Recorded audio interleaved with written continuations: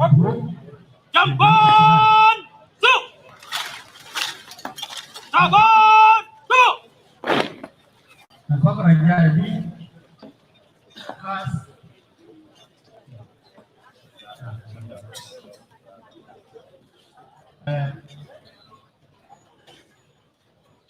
apa kerja muktamta di nas nalar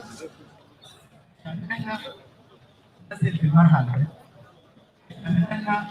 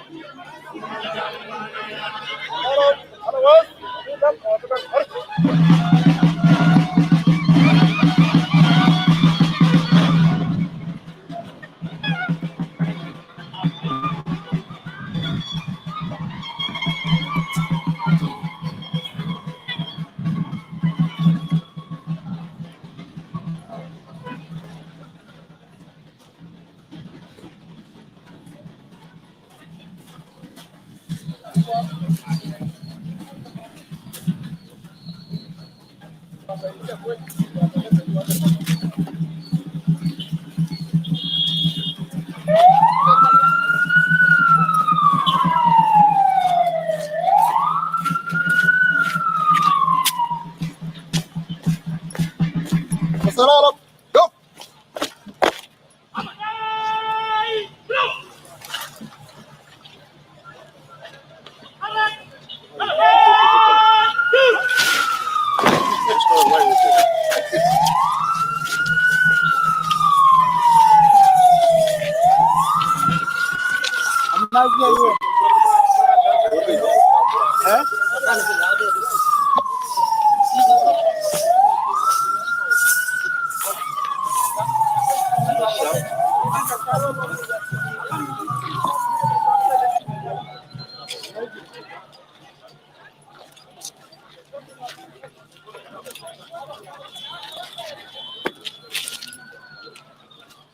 Imam Badr Nasr.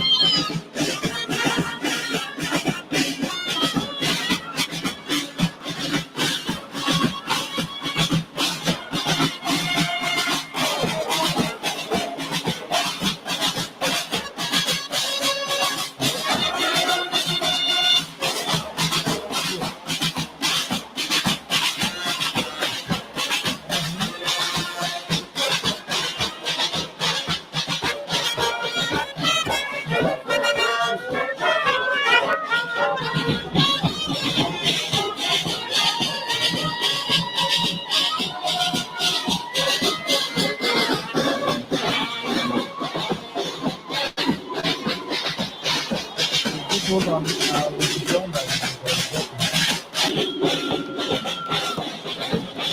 getting me down.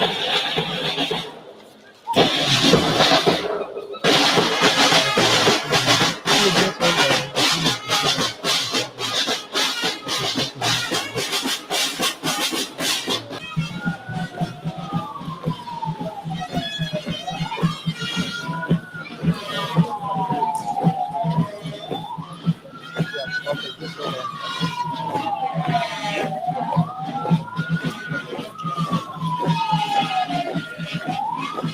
Yeah, that's right.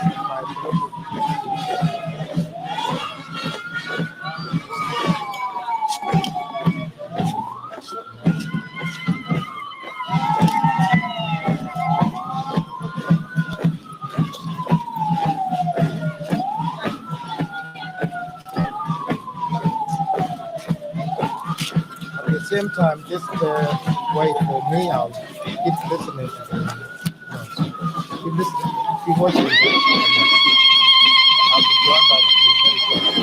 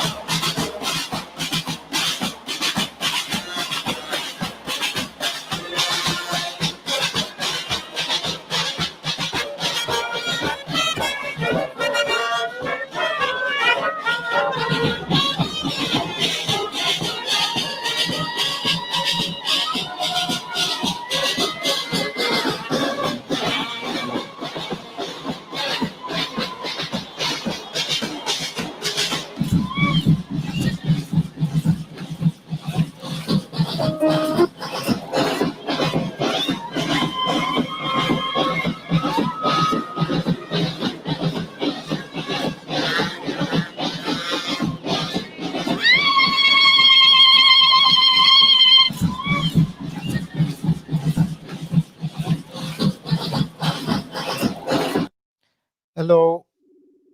I think everything will be okay now.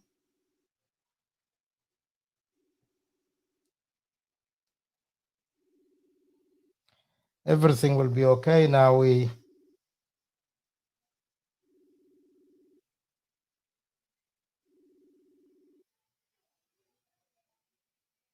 I think everything will be okay. I will be joined by maybe. I think there was a technical problem, but let's wait and see. So the question of can you hear me, guys? Let me know if you can hear me because.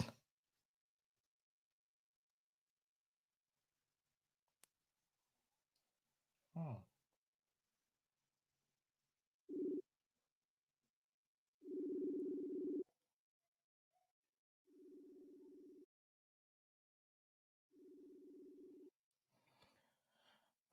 oh,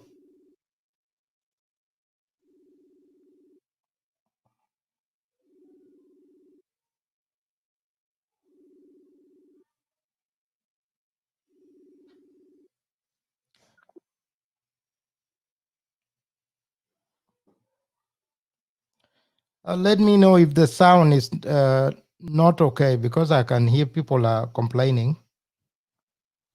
Uh, I don't know whether if the sound is okay. Just let me know.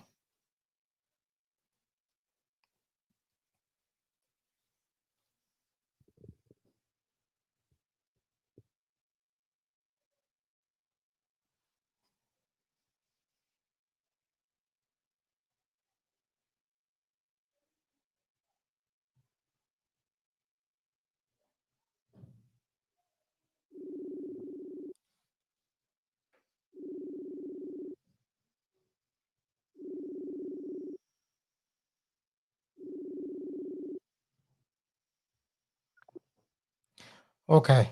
Maybe it is engaged with other thing. I think you will get asked on the why. But just let me know, is the sound okay? Because some people are saying that the sound is not okay.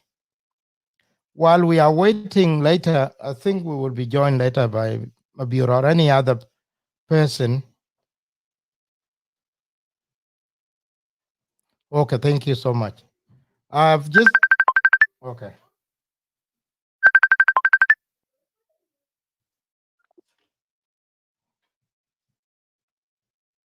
I've just I've just I've sent the link and the question. I don't want to talk much today. The question will be going to many of the South Sudanese who are listening. And the question is, I may give my opinion later or what I think of what is happening now.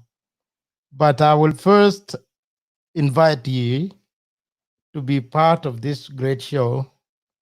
I just need you to tell us your honest question because I've posted some of the questions there. And if you can get that, it's up to you. Join us. Any opinion is welcomed. So, do you think that the 9 years of the South Sudanese independence has been the dreamed 9 years? Are we peaceful compared to years before 2005? Is South Sudan in a better place compared to after 2005 to 2011? Is South Sudan free? If you were to compare the time of Addis Ababa Peace Agreement from 1972 to 1982. And I just want first to get people to have a say. And then after that, we can go into, and I welcome all the views from all other political establishments. If you think that what is happening now, today is a big day, it is a day that deserves to be celebrated. And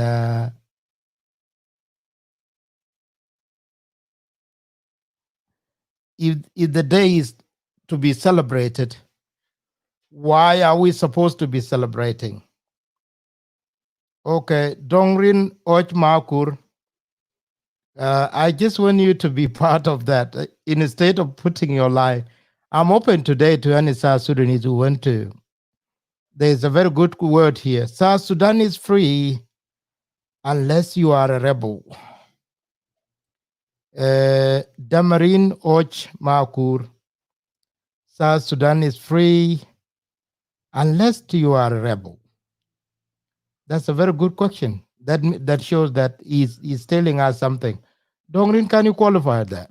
And I would be happy actually to welcome people like you to this show.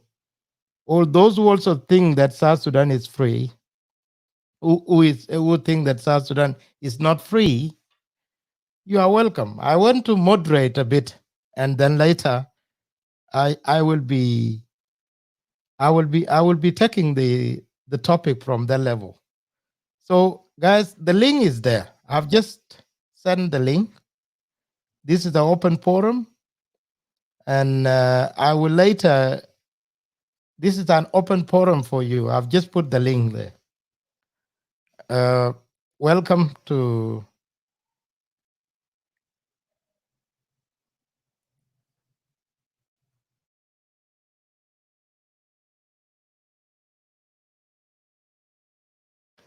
So the link is up there, and at the same time, I will be playing the revolutionary music, which is a very good one.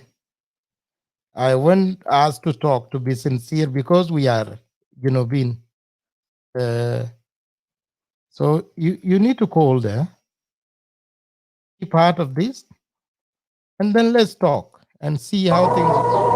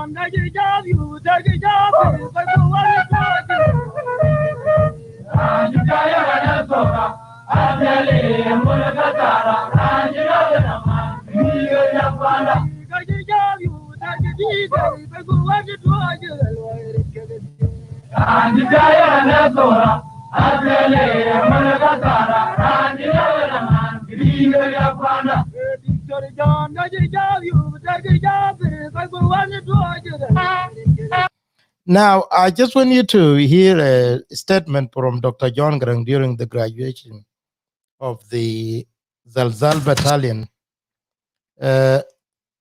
Dr. John had a specific instruction to the liberators, the SPLA, and I think it's good to hear that.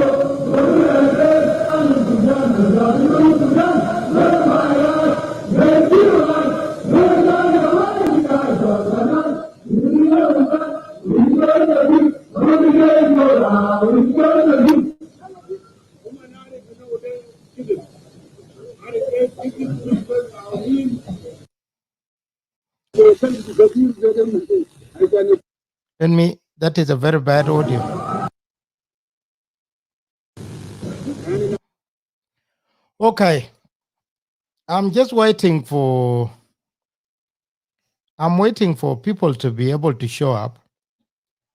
And one of the good statement that I have to start talking about is what one of the gentlemen, or will I call him what, displayed here on this screen. The moment I started to question whether we are free people or South Sudanese are free, South Sudan is a free country. The first question that came, or the first answer that came was, South Sudan is free unless you are a rebel. That would be the intended answer for that. That is what Dongrin displayed. I will have to remove it now. But I don't know why I just want people to be part of this. I don't want to make this I don't want to make this show my own show, because that will be one person opinion. And but I want you as a South Sudanese, wherever you are, because in diaspora now there is always a lot of debate about whether the South Sudan is a free country, failed country, or a country that is very independent. Then the simple question that I was asking today is that, is South Sudan free from what? What are you celebrating?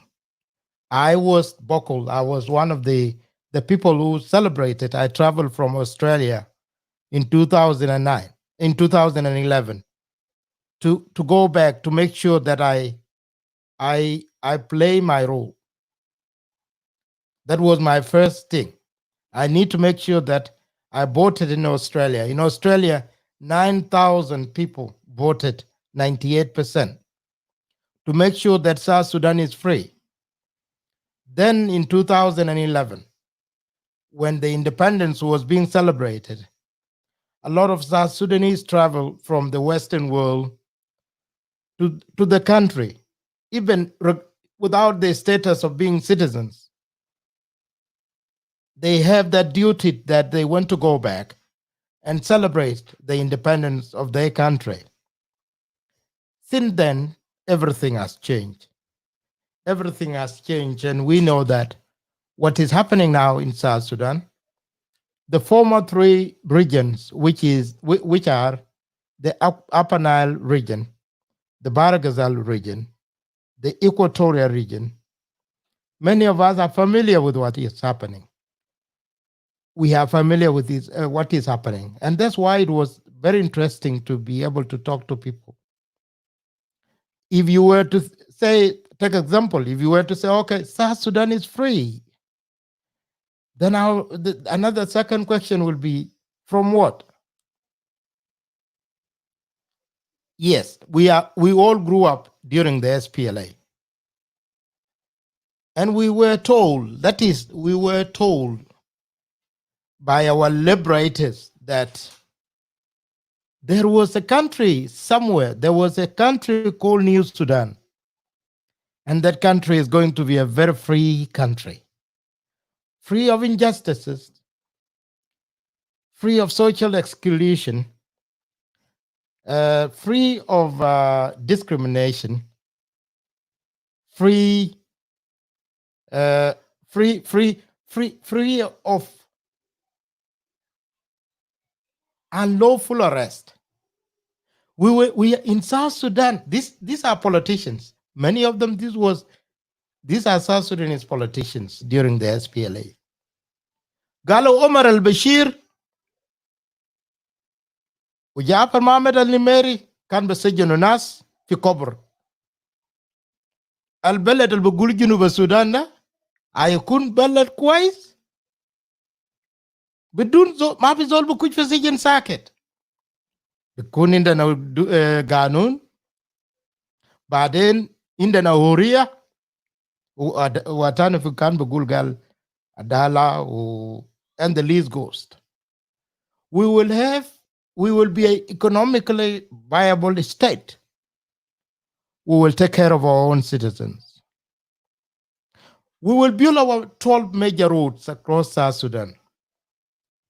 We are blessed with the natural resources, oil, gold, diamond, and the list goes. They are in this land.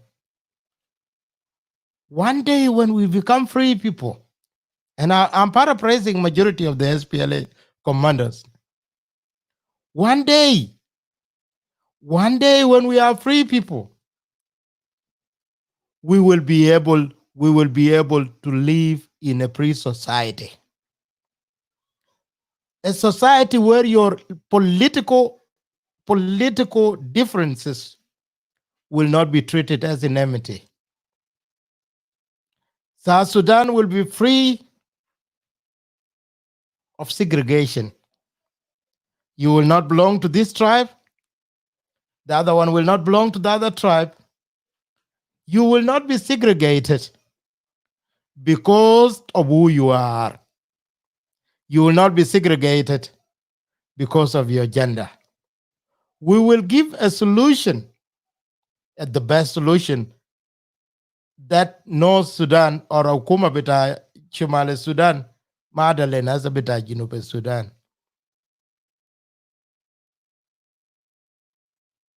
That was the promise. I'm not in Juba now, Grace Mabir. This is my show. I'm not in Juba. What I was showing you is my video, and I clearly put that there. I'm not here. I'm not streaming anybody's job. I'm streaming my own show here. So I am going back to Lake Junubin. If you think that, and this is, I'm giving you the chance here. If you think that Finas al Bagul Gala Yaki, Gala Beled Bitanada is very free, that is a very good opinion. The other one is saying, Beled Bitanada is not very free. I was listening to a very nice show today hosted by Junkor. It was very interesting, not because I endorsed the show, but because of what was being said there. Are we free? That is a question. If you think that we are free, I don't know where this gentleman who, Demarine, I'm here. You welcome. I think guys, is the link showing? Because I've shared the link. I've shared the link. If you want to come in here, are you free? Because it will be sad that if people who always yell at on Facebook that we are free people, and I just want you to even Nazal Khan guide fi Shumale Sudan. Albagul gal mafi asa legina uria. Ana min nas albagul ay indana uria. Uria minishino. I've listened to all the speeches of Dr. John Garang. And Dr. John Garang is very clear. He's saying SPLM is a gateway. If I were to paraphrase what he said, SPLM is a gateway. SPLM is going to lead a government that will be able to give services to the people of South Sudan. But he went very clear that a government where poor people are more than the rich, that government will never succeed. Why? Because the country is not getting any income, because you have to employ a citizen, and then that citizen will pay taxes, and then such taxes will be used for developmental purposes. If you are blessed with the natural resources, then it is the other way. You will be able to build infrastructure, physical infrastructure, and other developmental, like hospital, roads, and schools. And then from there, citizens will be beneficiaries of your great government. The question is, are we free? If we cannot answer that question, that means do we know that there is a problem in South Sudan? And then if we know that there is a problem, what do we?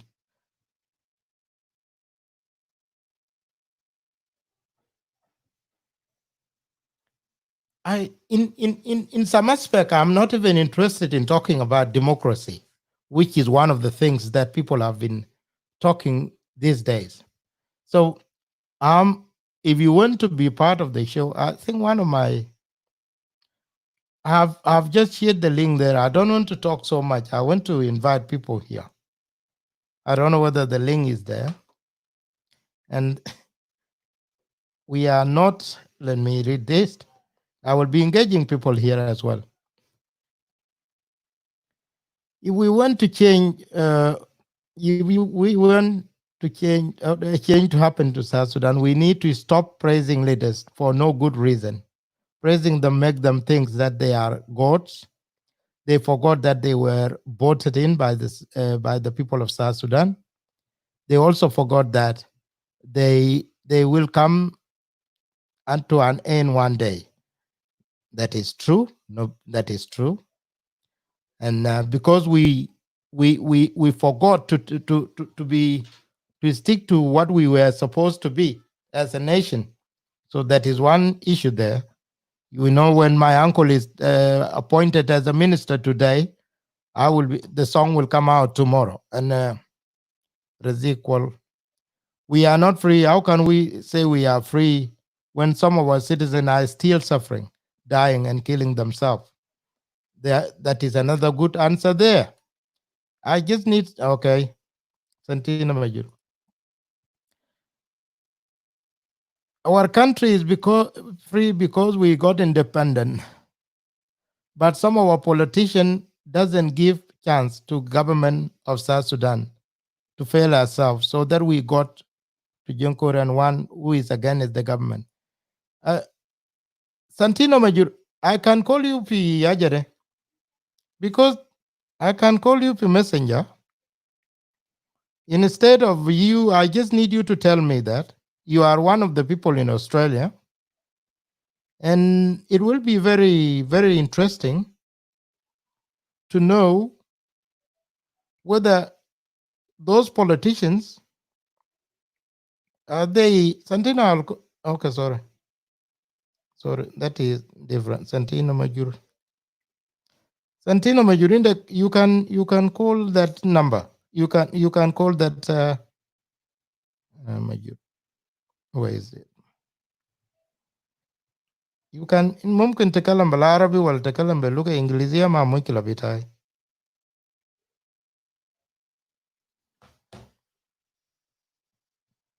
Santino, I'm calling you.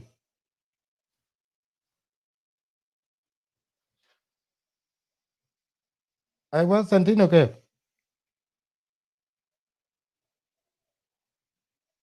Santino مرحب.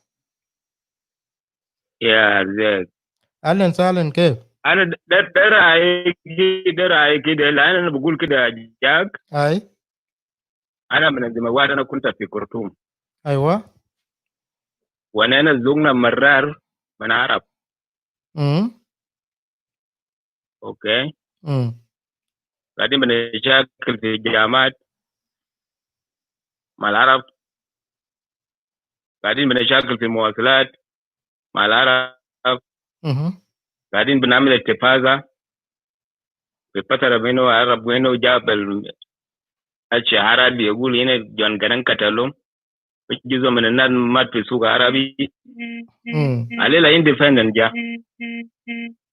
إذا كان ده بنقول قال هنا قبر من أساسا هنا فيل، فأنا ما بشوف زمن بسيط شديد. الزمن بسيط وما في رأى أساسا الدولو. يعني إذا كان الدور رأى دولو منو؟ كان شعب السودان كان بيشوف government فيل بكده وفيل بكده. ولكن إذا كان بوز الحرب في نفس الوقت هل الجفرمنت هنا اذا كان فوضى العرب لو الجفرمنت 200 هو يعمل يشاكل مع الناس ويكون في تنميه في البلد. انا بقول الكلام ده ما صح. اولا سانتينو المفروض هنا اساسا اذا كان الناس كانوا زي انا كان الحكومه يكونوا له الراه اولا عشان الناس يكشفوا تكابر ويجيب الزول اللي بقدر بمثل الجنوب. سانتينو اولا الراه دول لنا الحكومه هنا. سانتينو قاعد تسمعني؟ كده انسر لي كلام في كلام لي. انت قاعد تسمعني؟ Yes, شنو بيان. Okay, that's very good. داير اقول كده يا سانتينو شكرا جزيلا. عربي بتاعي بعدين كاب، انا بتكلم عربي جوبا لكن لو شوف عربي بتاعي لا كل عربي بتاعي كاب شوي. عربي دارج عربي فوسا عربي بتاع هنا جوبا كل عربي. لكن في حاجه داير اوكي كده كويس. في حاجه داير نقول كده. انت قلت داير اكما داير يدل لهم راه ما كان له راه. اوكي من ما كان له راه. اوكي من سنه كم لاتي سنه كم يا اوراد ما كان ما في. اوكي 2011 من 2005 اقول 2011 كان حكومه مواعيد بما في رياض مكة. كده كلو من أجادل في سنة 2005 من سنة 2006 لاتي سنة 2011 الجروج بتاع جنوب السودان اللي كان بيجي في جاز تقول كم حاجة زي 900 مليون دولار من جاز. الجروج ده عمل شنو؟ الجروج ده أي أنا بقول الناس الجروج ده اللي زادنا مشينا بالدكة أنت كش في جوجل. انت بتشوف الجروج ده ماشي وين؟ قالوا ماشي وين؟ اذا كان نفر واحد بيشيل 6 بليون دولار ده ما جروج بتاع جروج ده؟ نو اذا كان نفر واحد بيكون 40 والنفر الثاني يكون عنده كم 50 الجروج ده شالوه هو شال الحكومه براه ولا شال الناس دي اللي بيقولوا الحكومه كاب ده كده كويس. ناس ديل كان من اس بي ال اي تابع لاس بي ال اي ولا ما تابع لاس بي ال اي؟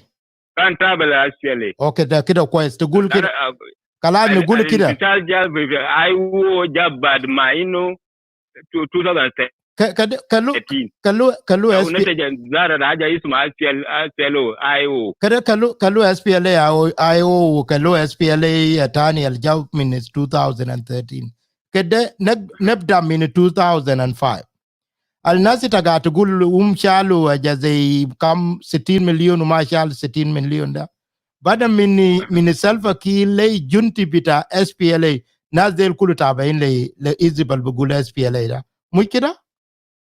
يس اوكي لو قام شالو لو قام ولا من وين لكن كان من ايزبل بقول اس بي ال اي وشالو قروش زي عليه سنترال كاتب ريبورت شالو قروش في ناس تانيين جبنا في استراليا. انت قاعد في استراليا معي ناس تانيين بنا بيوت ايوه ناس تانيين بنا بيوت في امريكا ناس تانيين بنا بيوت في يوغندا ناس تانيين بنا بيوت في يوغندا في كينيا وناس تانيين ممكن عندهم بنا في امارات وتانيين قاعدين في شمال السودان. ناس دي مش كله تابعين لحزب اللي بيقول اس بي ال اي. يس معناته تقول هسه منو يا مشكله ممكن كل ناس ديل في حزب اللي بيقول اس بي ال اي ده. ما هو المشكله هم كل المشكله والدول ذاته لو قال انت عملت ده يا بقوم ذاته بيجري برا وبيمشي بيقول قال حكومه كاب هو ذاته ذنب في حكومه ده يجي منو ما اجى يا سانتينو ما ترجع كده سجنوا ناس في مكتب بتاع رئيس سجنوا ناس في مكتب بتاع رئيس ناس ديل ما في واحد منهم كشف في اس بي ال اي او ولا اس بي ال اي اس ولا جي اي جي. ناس ديل سجنوهم وقام قالوا سرقوا قروش في مكتب بتاع رئيس وجاء الناس ديل رجعوهم في السلطه. ده مشكله مناسي. اوكي ابدا بالامين العام ده مشكله بتاع منو سيب امين العام بتاع اس بي ال اي اس بي ال ام ده انا قلت في مكتب بتاع في مكتب رئيس جنوب السودان سجنوا ناس اللي كان بيقولوا ناس ديل شالوا جروج بتاع جنوب السودان، شالوا جروج مكتب بتاع الرئيس، وناس ديل جا سجنهم وجاهم تاني رجعوهم في شكل. ده مشكله بتاع حزب القاعد برا ولا حزب الجوا؟ اوكي، اذا كان انت بتمسك هنا اساسا ان الناس قبضوهم ودخلوه في السجن، ونحن ما بنرجع هنا اساسا بالاصل كم جاب المشكله، ما بنلقى الحل في الموضوع ده. المفروض ان كشعب الجنوب كلنا نحاسبهم كلهم زي الناس اللي جرى برا بقروش، ماشي بنى الامارات برا، نحاسبه كله. ايوه ما نحاسب الناس اللي قاعدين جوا براو. Okay, that's very good now. Well, that's very good now. We agree there. Then let's come back. Ita min الناس اللي شايف الاستعمار اللي كان بيقولوا استعمار، إنتوا الناس اللي كان قاعدين في شمال السودان، إنتوا مشيت في جامعات، إنتوا قاعدين تدور في الشارع. أنا بالذات أنا ما مشيت شمال قبل كده، ولا أنا ما مشيت، أنا ما بعرف الجات قاعد يحصل كيف في شمال السودان. لكن زمن مشينا كان الناس بتاع جنوب السودان ماشي حرب، كان بيقول قال الدولة الجديد السودان الجديد الماشيين فوقه ده السودان الجديد فوقه عدالة وفوقه تقول فريدوم لأي زول القاعد في جوا هناك. انت ممكن انت بقوم في رومبيك تمشي تابن بيتك في بور، وتقوم من بور تمشي تابن بيتك في نملي، وما لا ديل كله عشان تكون هناك. في شنو غير من ده؟ اوكي، الكلام ده كلامك ده اذا كان الناس بيناقش زي ده كان بنلقى عنا الحلول. لو جينا اجاك السودان، اذا كان بدا في السودان القديم اللي كان بدا في سيد اسماعيل عزاري ابراهيم مبود، ما جاء التسليه بتاع السودان وما جاء التنميه بتاع شمال السودان او في شمال السودان بالذات. التنميه بتاع السودان القديم بدا في حرب بتاع جعفر محمد نميري وصدق وناس صدق الماضي مره بكم 60 لما رجع مرتين وما عمل الصيانه، والجروج بتاع السودان لسه ما ينتهى. اوكي، الصيانه بدا بجهاد بتاع نميري وبشير. اوكي، اذا نحن كان صبرنا عليه انا كان نصبروا ونشوف الوجوب بتاع الجماعه كله، والناس ينتظروا للفتره بتاع الانتخابات. البجي بعده ممكن يكون احسن من الثاني، لكن اذا هم براهم لقبض النص وجزء قاموا بالسلاح وتمردوا بدا حكومه، هل هنا تلقى الحقيقه وين؟ هنا ما بتلقى الحقيقه. الحقيقه بتاع شعب الجنوب، مفروض ان نصبر كلنا ونشوف الناس زين وننتظر الانتخابات، لانه قروج ما بنتهى وثروات ما بنتهى. اوكي، قروج ما بنتهى وثروات ما بنتهى. قروج بنتهى لانه لو شالوا جاز، لو باعوا جاز لسه ما طلعوا برا في ارض، لو قالوا جاز ده خلاص في ناس باعوا برا، ولو قالوا في تيك بتاع كرغلو وتيك بتاع قاعد يقطعوا والناس قاعد يبيعوا برا وما في فايده، جنوبين قاعد يلقى فيه، معناته في مشكله. انت هتشوف يا سنتينو بدري كان انت بعرف ناس دكتور جون قام كان يمشي يقرا في بصري، في ناس قام من بور كان يمشي يقرا في شندي، في ناس قام في رومبيك كان يمشي يقرا في كسلا. That is the whole Sudan. هناك لو تقول هسه انت كان ناس ديل كان باكل وين؟ They will be telling you that we were free, we were students. لكن لو تجي هسه في جنوب السودان الآن that we are in now, if you look at the case في رومبيك في جونغلي هسه تقعد تشوف في جونغلي في توني القتال اللي قاعد يحصل في جنوب السودان ده برجع للسياسيين ايوه السياسيين برجع للسياسيين داير السلطه. ايوه برجع لهم لان اللي السياسيين بقوموا بتدمر للمواطن المسكين، بدل انه يكون الحزاب السياسيه بنشر السياسه بتاعهم. اذا كان انت الجاك الليله انت قاعد رئيس الحزب، انت ما ممكن تقوم عشان تقتل الشعب بتاعك، انت بتقوم بتوعي الشعب بتاعك. انا لو جاء انا الحزب ده انا بيعمل كده للشعب، مو تقوم بسلاح عشان تقتل الناس وتقول قال يا كان بيحكم الناس الكلام ده ما بيجي. لكن كاب هسه يا سانتينو المشكله هسه تعرف دمنو يا تلقى هسه let us be very sincere لو تشوف هسه قالوا لو تقول هسه ريم مشار ده زول بتاع اس بي ال ام اي او لو تلقى الناس اللي كان مع اي او بيقول قال قال رئيس كير ما كويس لينا والناس اللي قاعدين في اتجاه بتاع بريزيدنت كير بيقول لا لا لا لا ريم مشار مع الناس اللي قاعدين ما كويس لينا يلا بعدين ناس ديل بمشي تاون وبعده لو if you look at the case في 2013 ناس اللي كان ماشي مع ريم مشار ماشي كانوا ريم مشار في زمن 2015 2016 قال ريم مشار ورجع لكير وناس اللي اكثر من الناس اللي كان بيقول قال ده الكير ما ياري ده زول كاب معناته التقرف هسه قاعد يصل وين في جنوب السودان من السياسيين ديل ويلا سيتيزن. ما عشان كده انا بقول لك ده ما من حكومه كله ديل السياسيين دايرين السلطه ودايرين يقعدوا في كراسي.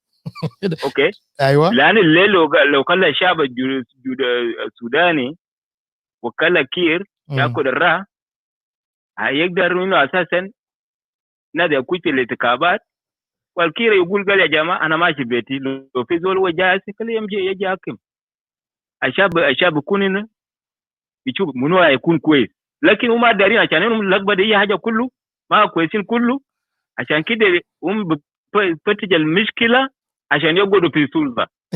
انا ما بقول اللوم بتاع الحكومه سانتينو انا برجع للسياسيين. let us be very realistic. قريب ده انت شفته الشارع القالوا بقوم في جوبا من جوبا لتركاكا من تركاكا ليرول من يرول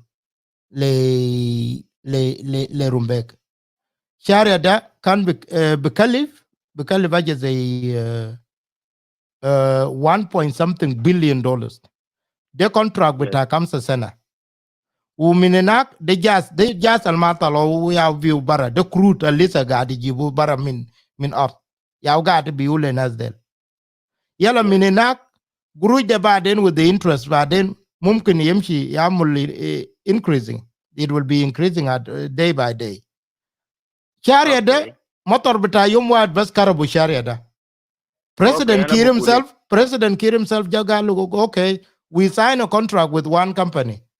And why did we end up with another company called Nile? What happened? Okay. Now, the mukila bita mundama mukila bita IO wala mukila bita IG wala what? The mukila bita alla sulta ala asal shino. Okay. Ana beji tilmanuka de. Ajak. Alela iza kana ana alela wana begule ana begira networking. Okay? Ulo machito junub bugule gali yake andike ya nana ma indi kubira petru. هل أنا بقدر بجيد الكلام ده؟ أنا ما بقدر بجيده لأنت ما شوكولي أنا. الطرق بيديو الزول عنده تخصص في لنا مهندس الشوارع. بقدر إنه بيعطون نوع من الكواليتي بتاع لنا الأرض دي البقدر بيكون سهل ل 30 سنة. أوكي؟ إذا أنا اديت الليلة يا أمشي شوف لي الكلام ده. ده نازل زمان اللي كان ربنا يرسله. يسوع المسيح قال يا غير النفرين نفر واحد قال ياكي ادينو الدين وانا بمشي بنعمل اجي يسوع قال ها كل زول ادو كمسه قال امشي قال اشتغلوا داك ماشي كتا ولا غتو وغتو كتا وتيت وداك ماشي يستثمر بعد ما رجعوا الفاير فوايد للمسيح هذول قبل ماشي داس القروشو قال انا كاي من المسيح قال انت ما هميل ليه انت تكوب انت ما تمو اعمل شوكولاته عشان انت تلقى ربا بتاعه وربا وترجع الفائده شيل الفائده وجيب لنا القروش الاصلي رجال القروش والباقي ده امشي اكله انت ما عميل صالح. اذا ادوك حاجه ما بيرجع تاني للرئيس لان الرئيس هو داير تكرير وداير انت عملته ميدانيا اوكي عشان الناس يشوفوا والشعب يشوفوا. إذا كنت ما كده عملت خلق هناك هل بيحسب لي رئيس ولا بيحسب لك انت؟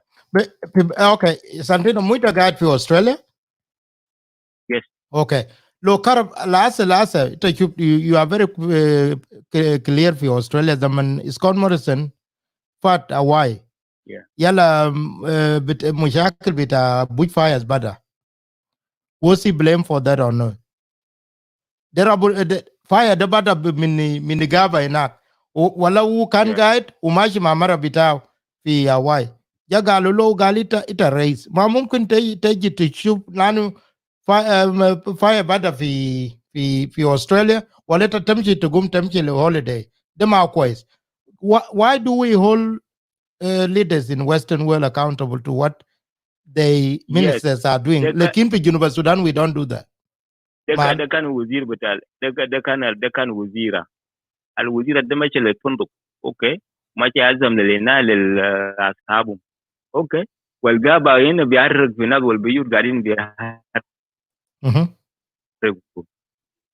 ماشي في الفندق يقعد في الفندق بعد ما رجعوا قال لي انت تمشي في الفندق عشان تمشي تقعد في الفندق والقابه بقى بيعرق في البيوت وبيعرق في الناس وفي ناس ميتين من هنا يحرقوا النار قال انا ما ليش انا خلطان ممكن ما هنا شاب هنا وبقى كلتان عمل رجال بتاعه المفروض الري ان الزول اللي كان ماسك الطرق ده يحسبوه يكون في السجن لكن مشكله بتاع هو عمل الغلط عنده حاجه وما مشى ما عمل الصالح عشان يمشي يقوم ببنى الطريق بصوره ان الدوله دايره مشى كسر لطريق بتاعه براه وعمل مع حسابات بتاعه بطريقته برا من حسابات برا من هنا كزينه الدوله اعتبر يا هو ياكد من جريمته براه ما بيقول لي انا يتاجل له مشيت الليله وادوك وزاره اعلام مشيت عملت حساب الا اللي مشيت عملت غلط بيحسب لك انت ولا بيحسب لي رئيس الدوله بحسبوا لي وبحسبوا لي رئيس الدوله لانه هو يا كان شالو زول واد شكل بحسبوا له يبقى ما بحسبوا له ده هو جيجا بحسبوا له لانه ده مشكله القاعد في بلد Santino, and that is where accountability come in. When we don't do that, that mean we it a good okay raise who raise bitash you know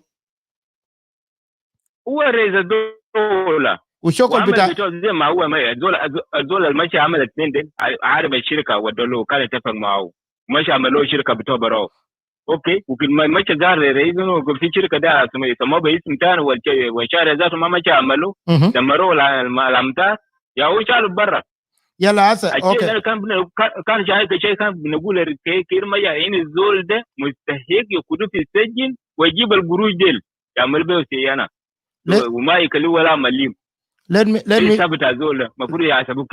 me bring it back to you as a guy to Australia why I met you before you are a very hard working person uguruj da asa to gul 60% wala to gul 40% mita guruj ta gatamul da gad yimshi Junuba Sudan ugad guruj da gad yimshi chantam chi tala chi zol fi balad to gul min bada mita balad bita wala duche kirma yadit بلد الولدو دكتور جون بلد الولدو سانتينو ماجور بلد الولدو جاك فوكو ما بيو دل ما ديل ما لا ديل كله ما عنده مسج فات ده ممكن لا بتعمله اوكي ده ممكن لا بتعمله انا اقول لك جاك طبعا انا ممكن انا في الدول الميجر وبرون انا نكون اوعي من الناس ليه انا بقول كده كلامنا ان احنا كلنا قاعدين برا وشفنا الدول برا وشغل ونوع الشغل هم بيقدموا للمواطن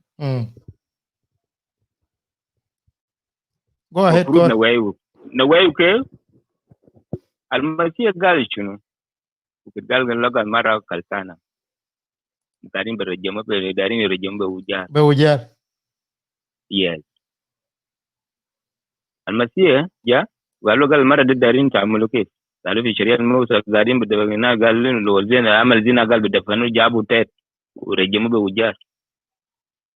قالوا اوكي انا ما بشيل حاجة منه من الشريعة بتاع موسى لكن دفنوا وشيء أنا بنقوله زول ما عمل خطأ يوم واحد كلي يرجم المرة دي.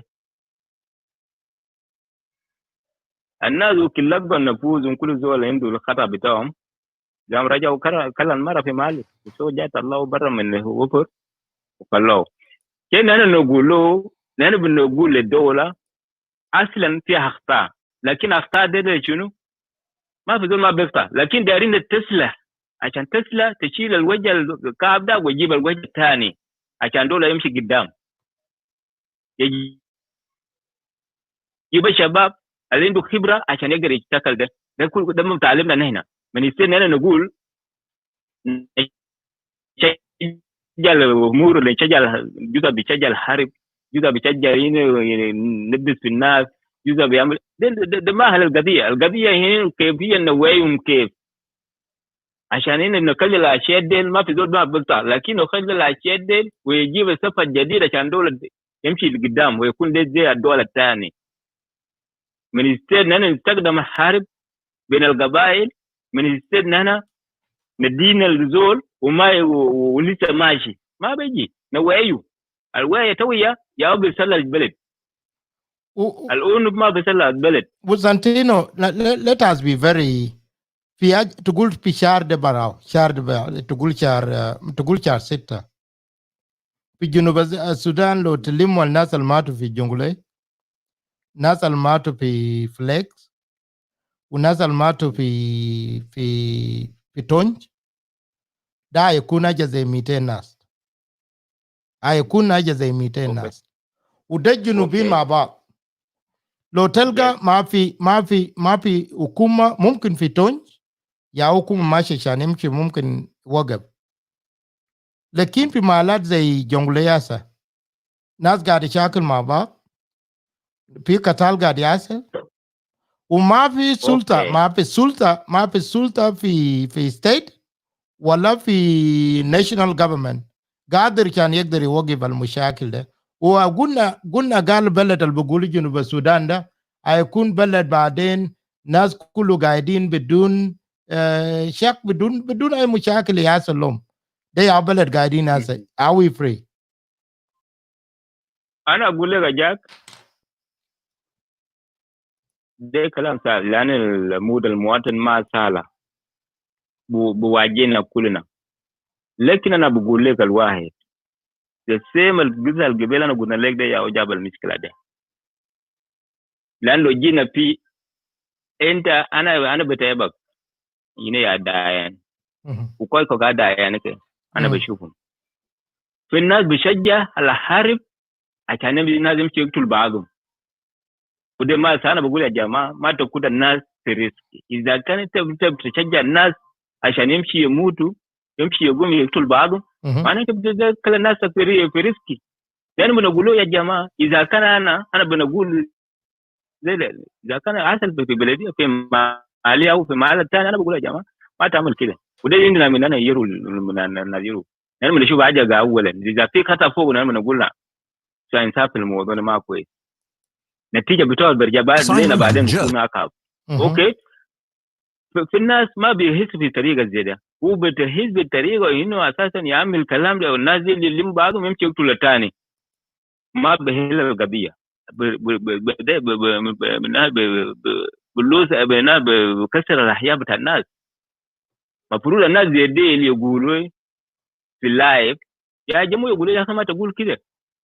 الناس بيمشي بيقتل بعضهم وانت قاعد برا مرتاح في البيت ويالا وينا والناس دي يمشي يموتوا ساكت ليه؟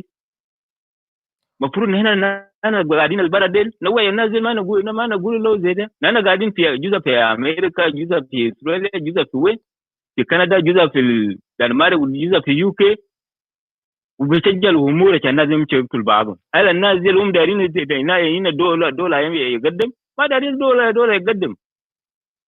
نحن الناس البلد دي المفروض ان نوعي الناس اللي لسه هناك ده في البلد عشان ما يقتل بعضهم.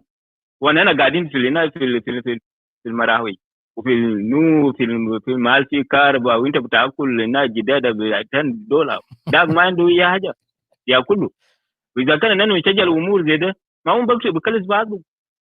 لكن مثلا دينكا لو قتل بعضهم براهم، دينكا لو قتل بعضهم مثلا براهم، النتيجه بيرجع لنا شنو؟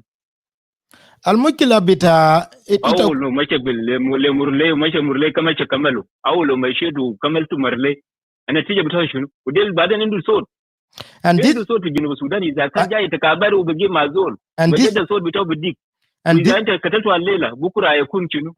This is where I'm asking you now. This is where I'm asking you, Santino. You said a very good statement. A good aja kwais. Anena guiding barada. Guiding jina ene chan arab. Chan mushakil al kana kana asal fi junub Sudan. Fi nas minna nas bitam matu.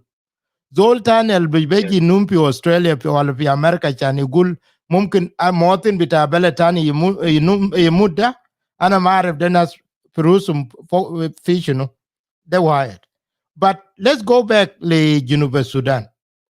Ita muzakir fi zaman bita Japan mama nimeri. Ajad zaide wala zaman bita Englizi. Ajad zaide kan basel. Kan basel lakin biwagifu. Ma basel ma bukun zai charin. Zai ita bara fi denka wala nuer. Mumkin bishakil yomen talata yom. Bikatalu ya nas.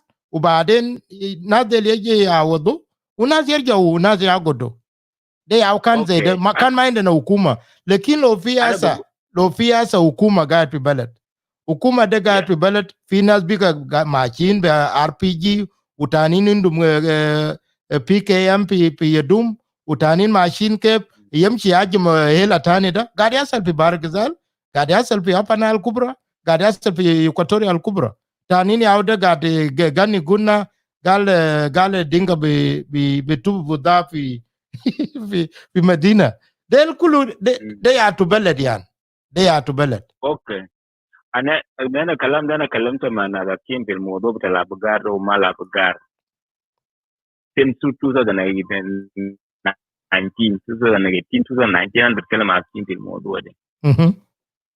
الناس المشوا حاجه في ويكي داك ماشي لكم يعتبر انه الضيوف بتاعكم، والضيف اساسا ما بيقوم بكل الجداده في المال وقاعد فوقه ويمشي ويرى البراو، هو بدل ما جداده عشان يمشي ياكله. اذا جاء السلام بعدين هيرجع بمال وجاء فوقه. لكن اذا كنت بتناشد الاكواتوريا وتقول قال اقتل الناس لازم ما تسمعوا قال اتيام واجوا الفام، النتيجه بتاعه بعدين هيكون في شنو؟ والرقم انه الناس دي ماتوا من اجل الجنوب كله. But do you see the problem? الناس ماتوا في اكواتوريا وهم دينكا، واذا انت بتقول الليله قال ما دارين دينكا في مال ده وجزء ماتوا كثير في مال عشان يحرر التوريب، عشان يحرر النملي، عشان يحرر اي مال ما في اكواتوريا براه شكلوا بينات دينكا شكلوا في مال ده وماتوا فوقه. المفروض انتم تصبروا. لكن اذا كان جاء السلام بعدين وجاء الناس يقول الناس بيسالوا بيمشي بيقول يا جماعه نحن بعد اي زول عنده مال بتاعه برو مال ابوه يرجع في مال ابوه بطريقه بلديه احسن، عشان انت زول انت بتهين انت بتقول اوكي انا بنرى له ماشيين ويخلي المال. لكن اذا كان بتشجع الفوضى وتقول قال يا اخي اكل الدينكا ديل بتوع الفام وما تعرف ده ما مشكله بعدين الكلام ده يكون شنو؟ سانتينو ده ما مشكله بتاع زول واحد الدنكا قاعد يتكلم ونوير قاعد يتكلم واكواتوريا قاعد يتكلم والجابوا مشاكل ديل كله الجابوا ديل لو انت مذكر في 1970 ل 1970s ل 80s الجاب مشاكل بين الجابوا كركره ده الجابوا كركره ده كان تفوم بين الناس بين السياسيين. لو ناس ما قادر انت شفتها يا لو نمشي يرو لاسا. And this is something that let me bring Ayi Daniel here. I'm bringing somebody in. Hello, Ayi? Okay, his camera is not showing. Let me wait. So if I lo namchi yeru lasa mumkin fi Madina beta yeru and namchi and then I go and behave that I own everything there. I Ayi, how are Okay. you? Ana بقول لك شنو حاجات يرو لو مشيت في يرو حتى نوير ذاته قاعدين فوقه. Mm-hmm. ابناء البور قاعدين فوقه. في قاعدين فوقه. اي Ayi, قبيله قاعد فوقه. وما سميته يوم واحد نازل يرو بيقول قال يا اخي كان ما دارين الناس دي المال ده لانه هو لسه اخوانكم. they are لسه Sudan, they are اخواننا. Junuba Sudan. Too They good are already. Junuba. Network okay. لسه Kwana اخواننا kilon lo لكن iro اذا live. كان Ket الناس kera بيقول angot قال kina يا اخي bayangadi. الناس جاوا عملوا كفايه وانت عملت له وداع عشان يجي Mati boss Kada- day. يقول Yeah. ما ثاني تقول له قال عمل كفايه. نو ما عمل كفايه. اذا دار يقول Kal- اوكي الزول Kala- يرجع يرجع. Kala Santino, let me talk to these people here. Wait, yeah. Yes. Ayi, how are you? Ayi, Ayi, hello, Ayi, Kev. Ajaglo ya ada. Incha had, I've had you. Kar bayanad. I've already had you. It's mature. Ayi, the thing is not getting me. انا سامع بس في صلاة ابو. Ugamaga, hello. Okay, it's not getting. It's not getting me. Okay, wait. Let me talk to this person again, and then see where. Santino, I'll get back to you. اوكي. Hello, Bunya, how are you? Yes, I'm doing great, Ajak. How are you? Good. Bunya, where are you now? I'm in Asia, Indonesia. Okay, okay. Oh, how are you?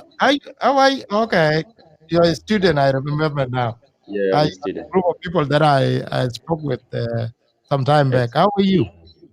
I'm doing great. I'm doing good.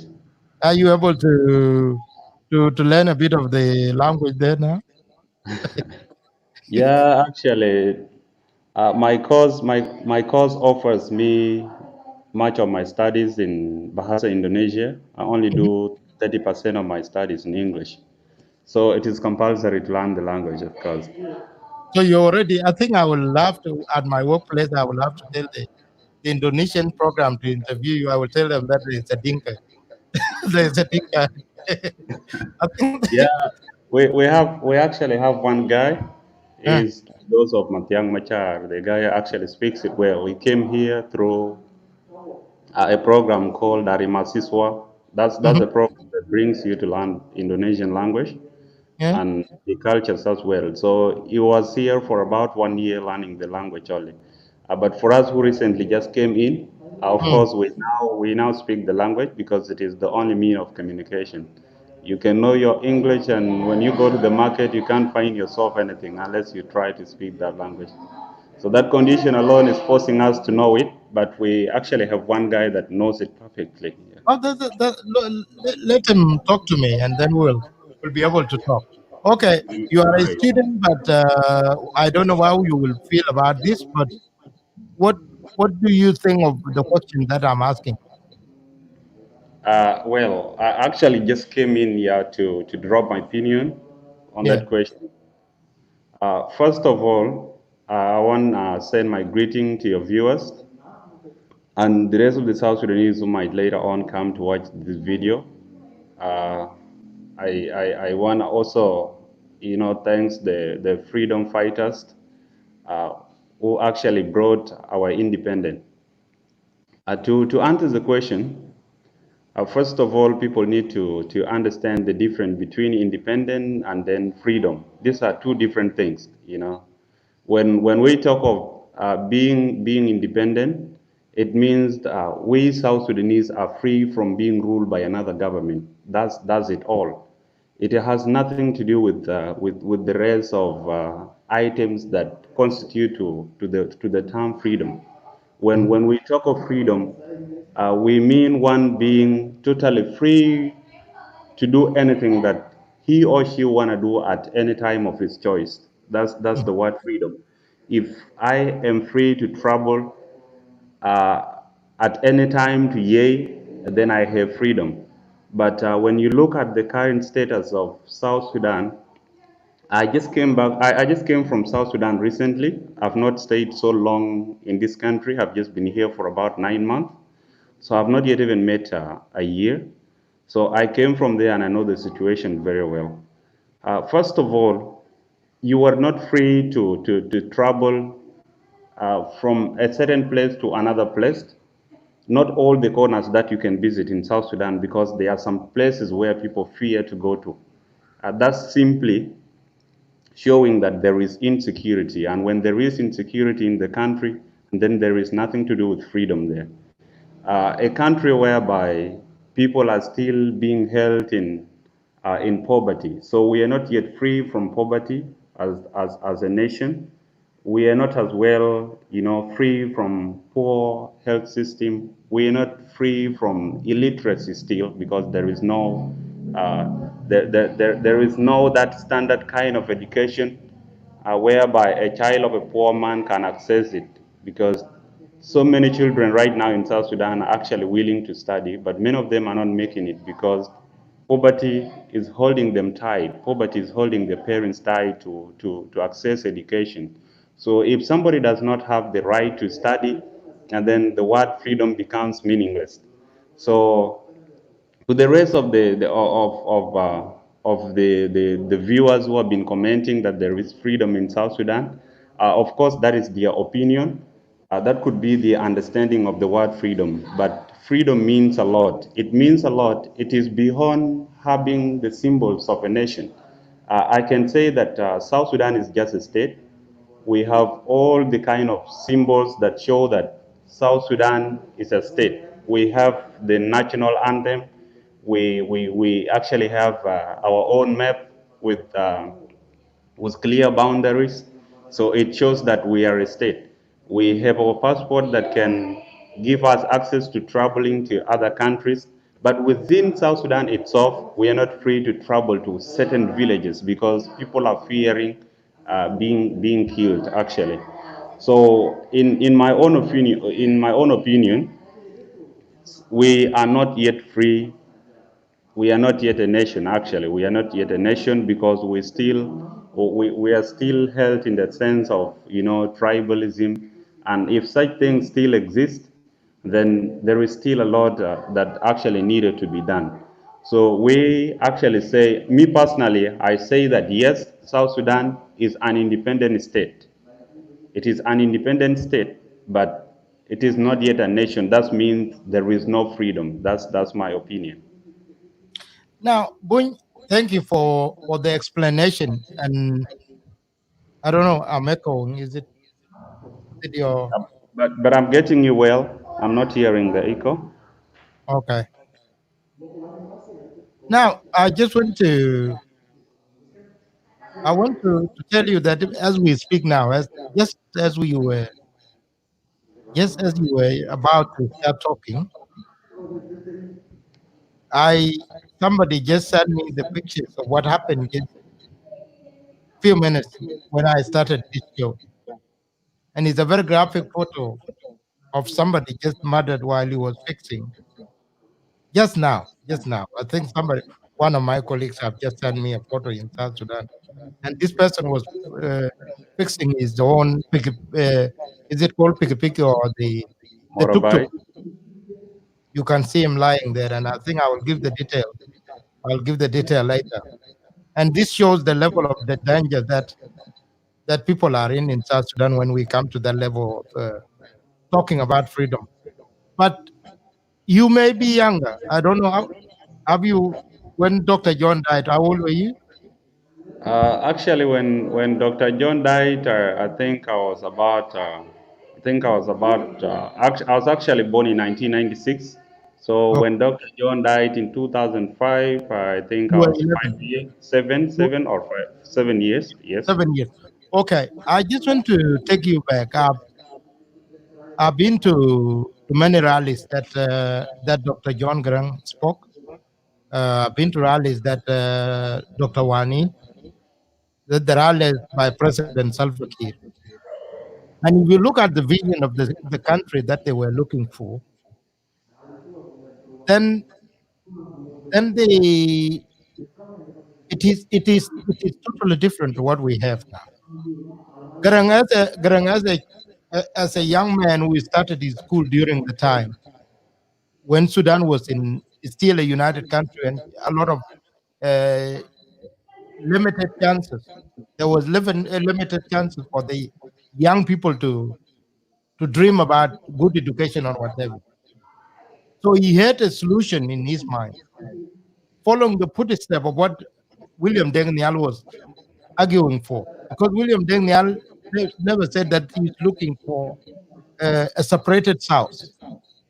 Deng Nial was saying, look, as people of Sudan, in the eastern Sudan, in Gibija area, in western Sudan, and in the south, these are all marginalized areas in Angasna and Nuba.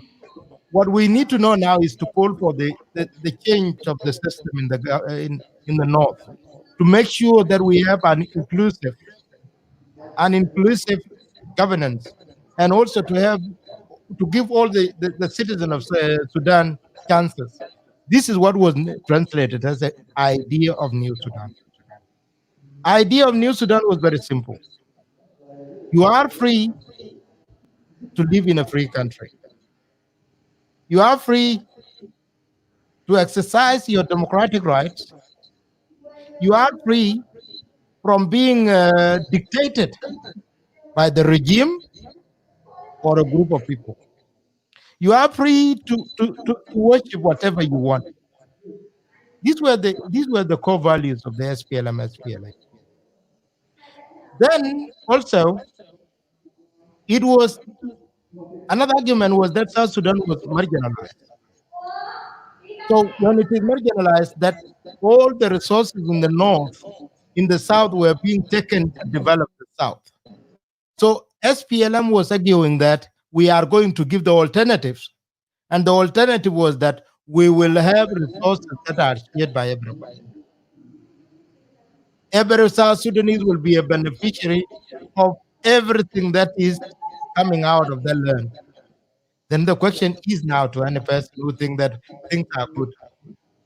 Is every South Sudanese getting a share? Okay? Is that a contradiction that the SPLA has done to itself? Citizens of South Sudan, the heroes, the people who fought for for the independence that we are celebrating today.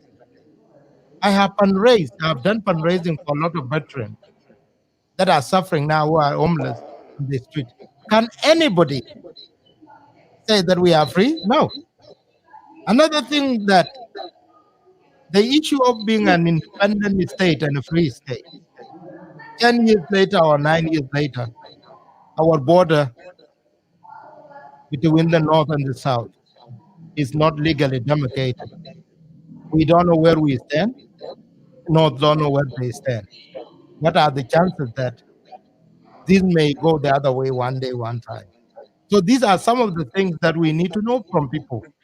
Because if you support something and you are not able to look at it on the perspective of what you are getting, if I'm giving an example in Australia, we can go now, we can yell in Australia, we can yell at our prime minister, we need jobs. That is what we ask. We are not asking the prime minister to give us money. We are asking, we need jobs, we need security. So it become, what you pointed out, become a very controversial thing when people say, okay, we are free, we are celebrating our independence. That's why I was asking from what? That's why I was asking, but I'm yet to get answers like the way you did. Go up again. Go. Yeah. Thank you once again, Jack Den. From your explanation, you actually pointed out most of the important things. And many of us today who didn't actually see John Garang physically, we're learning from his own documentary and then some of the speeches that he made during the rallies that he carried out back in the days of 90s. So, so many people still refer to us as children and all these sort of things, but we are not kids at the moment because we actually know what we need. People that I would term children at the current moment are those ones that are still, people don't want to speak out the truth. We just need to support somebody because maybe we are scared of being called, rebels, because right now in South Sudan, once you happen to speak the truth, then you are the rebel. Even your own dad cannot agree with you. They'll immediately call, yes, they will immediately call you a rebel. But there is a difference, there is a difference between being a rebel and then somebody who has just seen the reality and he wants to speak about it, you know. So to get back to the point, actually, many of us got to know more about this freedom through a lot of videos that through so many speeches of Dr. John Garang de Mabur. And this is where most of us got to learn that much of it was done by our fathers, much of it was done by our brothers, because as I speak to you guys here, my dad actually fought for it, but it was so unfortunate during the referendum. I was not given a chance to vote because by then I was underage. So I tried like to join the line in order to get myself registered, but I was denied a chance to register. So I actually didn't vote for it. But what matters a lot, you guys that fought for the country and the same people that voted for the freedom, for the independence of South Sudan, let me call it independence because I don't want to contradict myself. You guys that voted for the independent and the same people who fought for it are the ones that have again failed today to see where people have gone wrong. We are you guys, you same guys that struggled. You the ones that gave us the little we call freedom today. That's the little that we are being ruled by our own government. And yes, chances that we have today are not equivalent to the chances you had yesterday because there is that little, there is that little kind of being free from being ruled by another government. So when coming to this point, actually, it is the same you that struggled, to set us free that are again supporting something. When somebody says that there is no freedom, you usually go against it. But that was not what you fought for, as John Garang said. In so many John Garang speeches, he talked about us having, a very well structured health system. He talked about the poor accessing education, in support, using support from their government, actually. Yeah, John Garang wanted to free us from illiteracy, But right now, as we all speaking to ourselves, in South Sudan, we have very few, higher institutions, and within those few higher institutions, sometimes teachers are not, lecturers are not paid, so they end up not teaching and try to look for better jobs that could let them, cater for their families, and then coming to the teachers in the whatever in the general education, that's to say primary schools and the high schools, most of these teachers are not actually paid. When you talk of our soldiers themselves, the ones that fought for the current independence we have, many of them do not get their salary in time. They work for about 7 months without getting the salary, and we still call that freedom. Where does the freedom come in when you don't actually have access to buying your own family something to eat? There is no freedom at that particular point. So all we need to do as South Sudanese is just a matter of, trying to understand that, yes, the truth is that we are an independent state, but we're still missing a lot. That one needs to be understood by all of us. And it does not even require someone else to come and explain it to us because we all see it. And if somebody want to find the reality, I would again try to paraphrase you because you said something here when you were speaking to Santino. You told Santino, right now Santino could be in one of the Western countries. He works every day and night in order to earn something. And what he earns, he sends it back to South Sudan direct. He could not even be, giving that much care to his own children. Mhm. because it still has a lot of things, it still has a lot of people back home there to take care of. Now, if you are there in the Western world, yes, we are not saying that you're not supposed to support people back home. It is also your right, according to our own culture. We're supposed to help ourselves. But 100% of it should not be coming from you, because those ones who are living back home, they should be doing certain things by themselves. If somebody is not educated, let that person cultivate.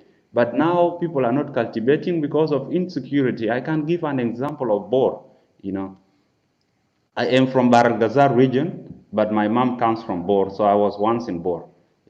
When you talk of Bor, there are certain areas whereby one cannot go and freely cultivate because of the insecurity. And that person would now need full 100% of support from his son or his cousin who lives in the Western world.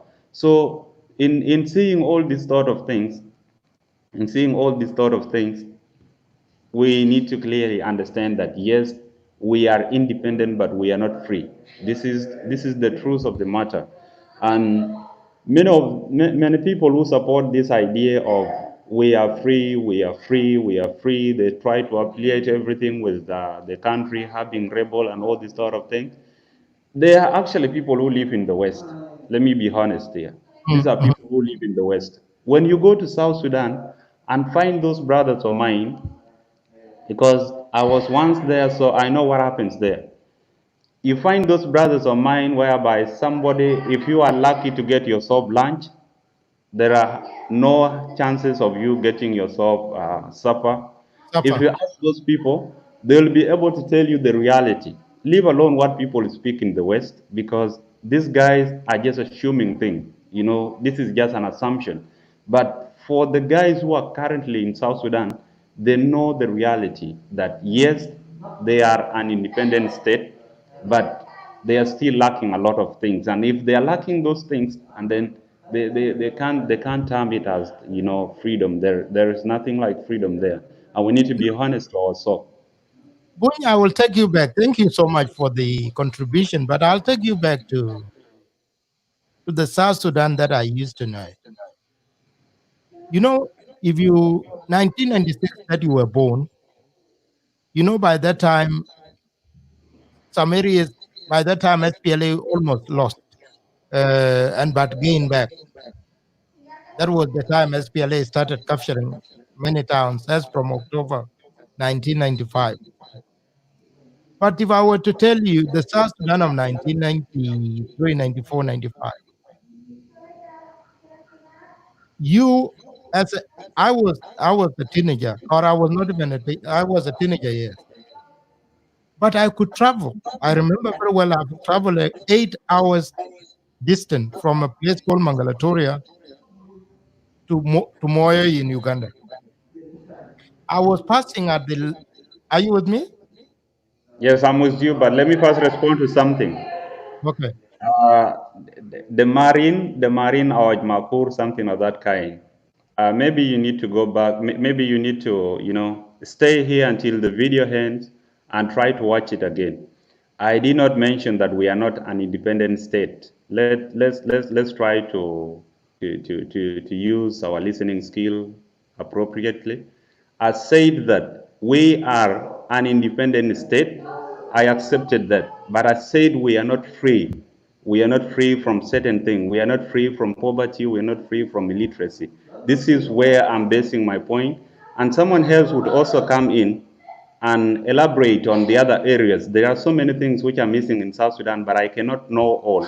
But the little I know, because when I was in South Sudan, I was actually teaching children. After completing my high school, I volunteered myself to teach kids. So I taught children and I know what is there. I know what is inside the field. So I'm not just speaking out of nothing. I'm speaking out of what I did. I did not work with the government, but I personally volunteered to help the kids. And I know what it means by saying that we are not free from illiteracy because we are lacking teachers in the country.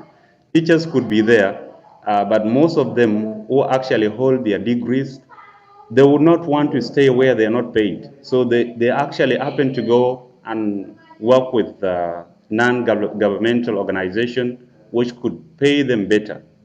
That's what's happening in South Sudan. So putting on different glasses, to view my point is not actually gonna help us out here. I did not say that. Bunya, I want to come to that, and this is where the problem comes in. We have a population that lack the sense of comparing things the way they are needed.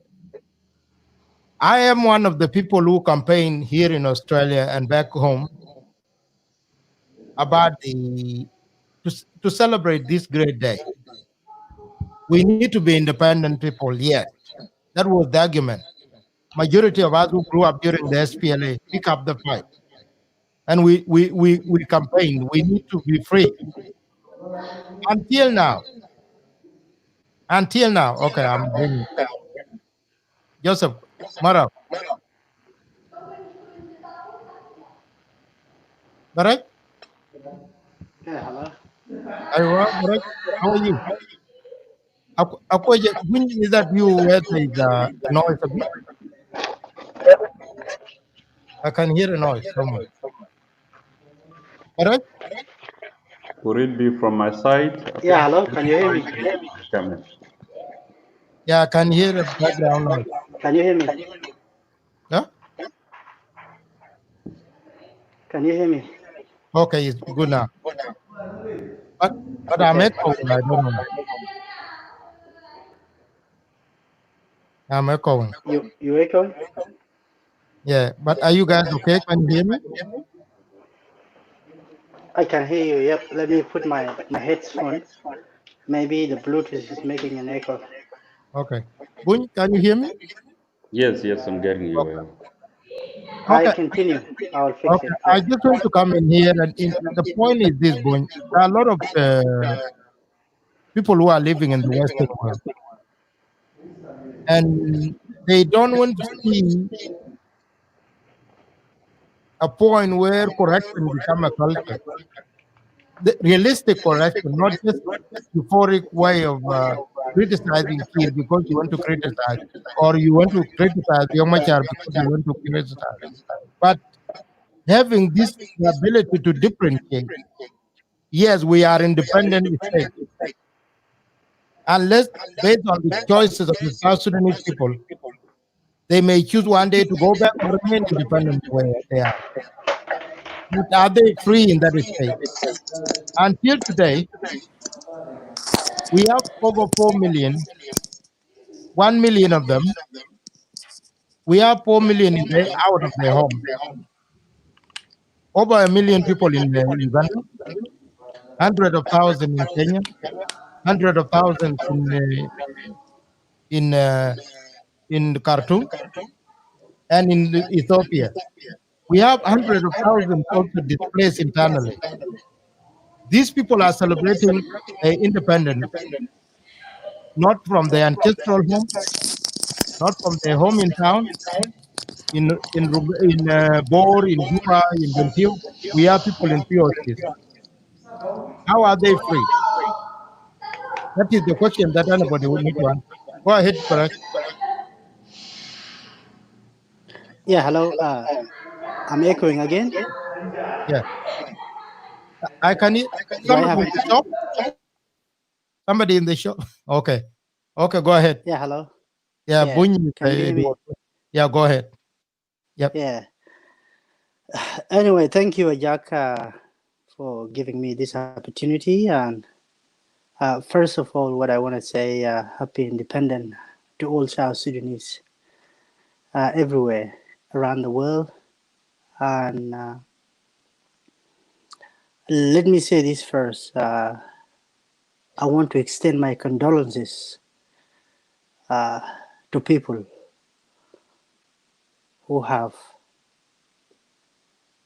fought for our independence and people who has lost their life since 1983 until today. Can you hear me? I can hear you. Yes, go ahead. Yeah. Yeah. As we saw Sudanese today, we have an Independent Day, and I know it is very critical and very crucial time to celebrate something called independence. I know our people are in very critical time. Our people are in a very sad situation at this time. I want to come to what you said before, Jack. Word called freedom. Hello. I'm getting you. Yep. The word called freedom.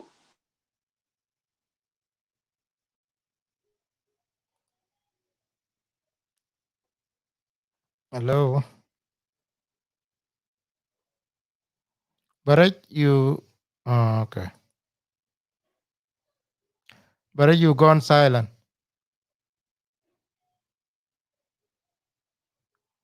But you gone silent.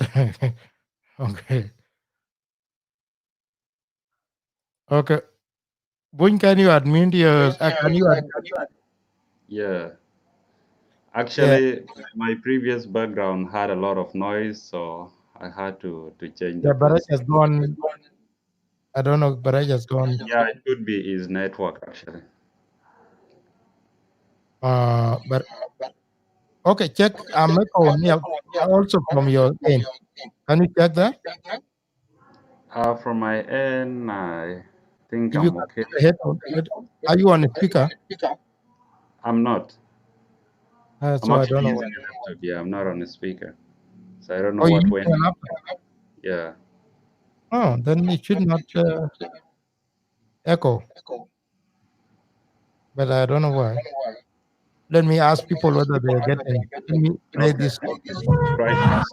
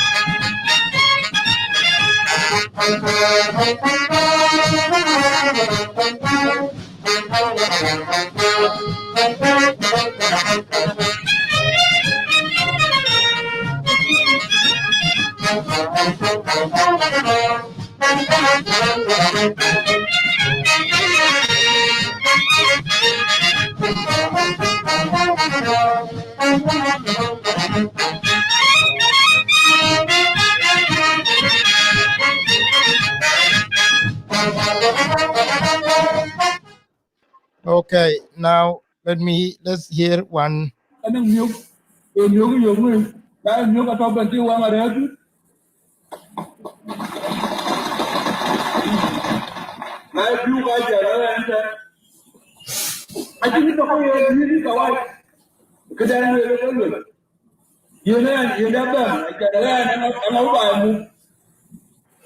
That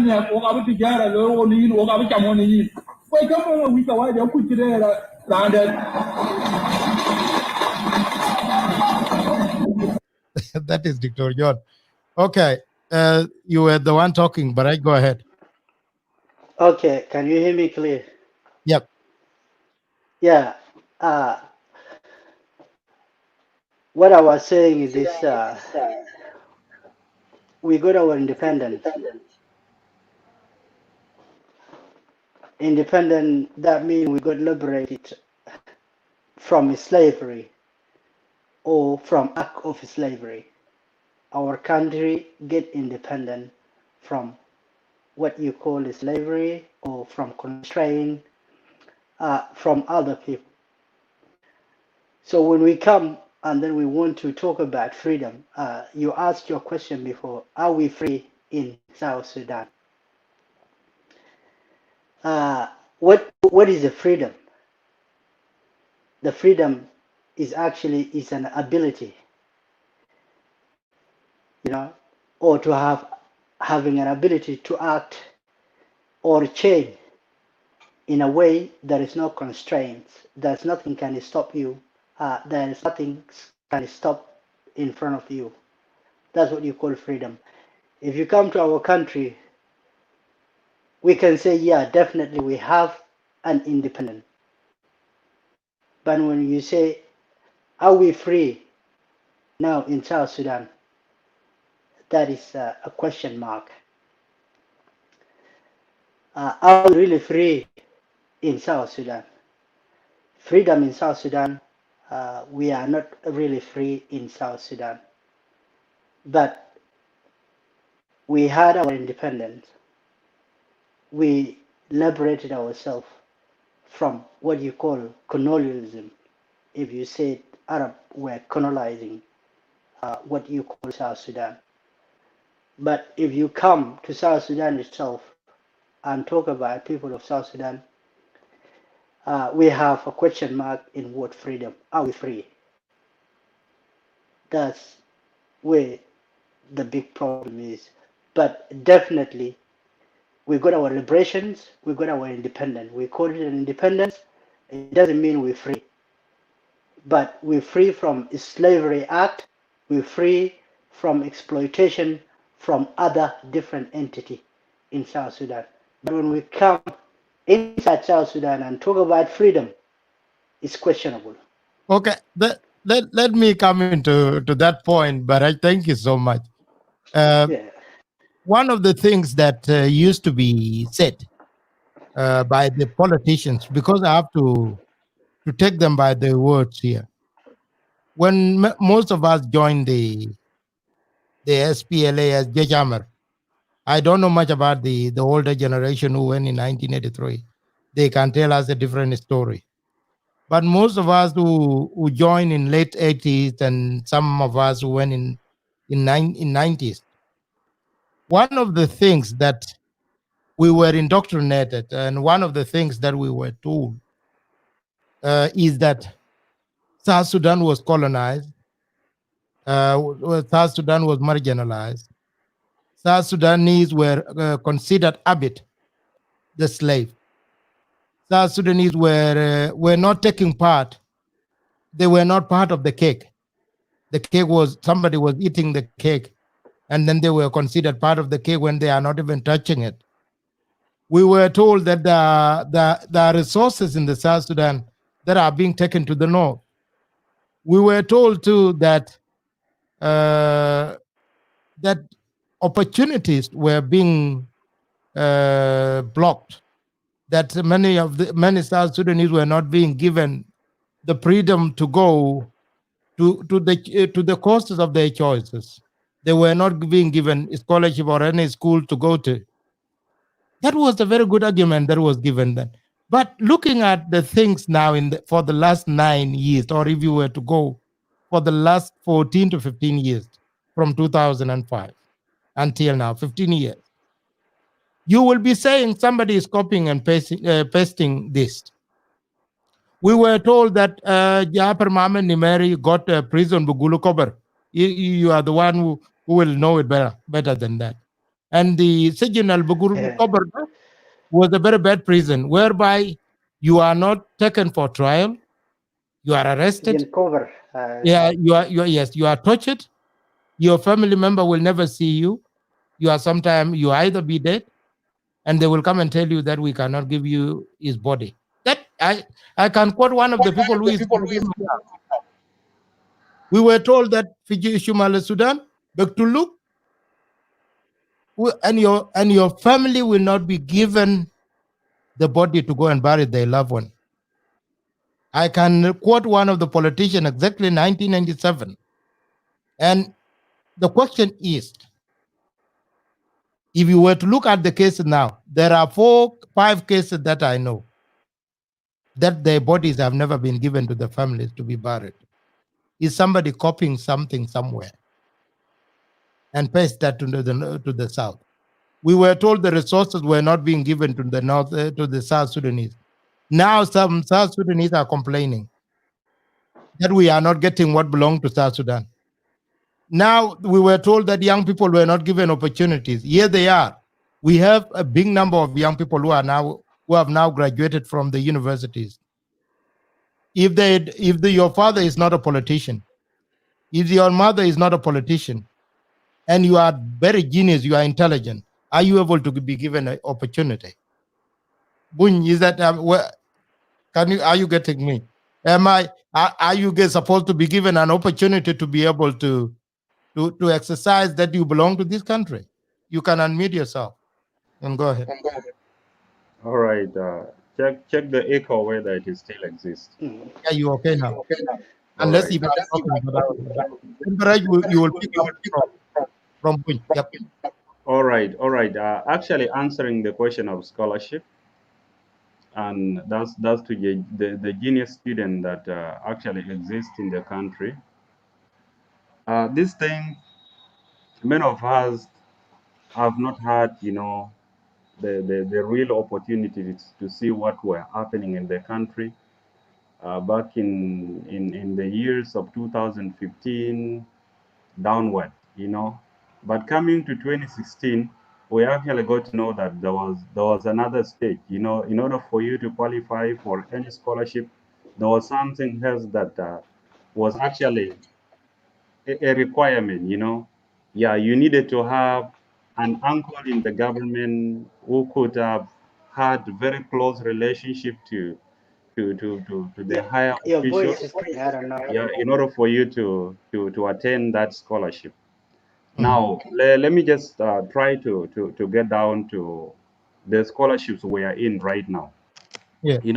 When you see many of the countries have South Sudanese students who are actually studying under scholarship, but people have mistakenly taken it that maybe these guys are studying under government scholarship.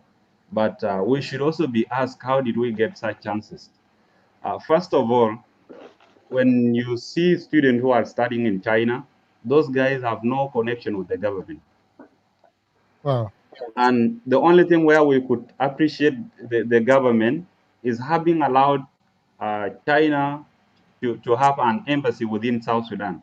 That is where they got a credit. But the way people get scholarship, the student in China, it is a scholarship that you earn online. You need to find a link online, apply for that scholarship online until you finish it. Then later on, you submit your documents to the embassy. The embassy will go on, trying to take you through the process. If you qualify, if you meet their requirements, then they give you that scholarship. Now, once you offered the scholarship, that's when they will ask you to go to the Ministry of Foreign Affairs in order to get your document authenticated, or sometimes you go to the Ministry of Foreign Affairs. There are certain documents that they may ask you to go and pick in that particular ministry. Likewise to the scholarship we are in, the Indonesian scholarship is something you find online, you hunt for it on your own. If you get it, okay, you're free to go. If you don't get it, you remain back home there. The ones in Turkey is the same story.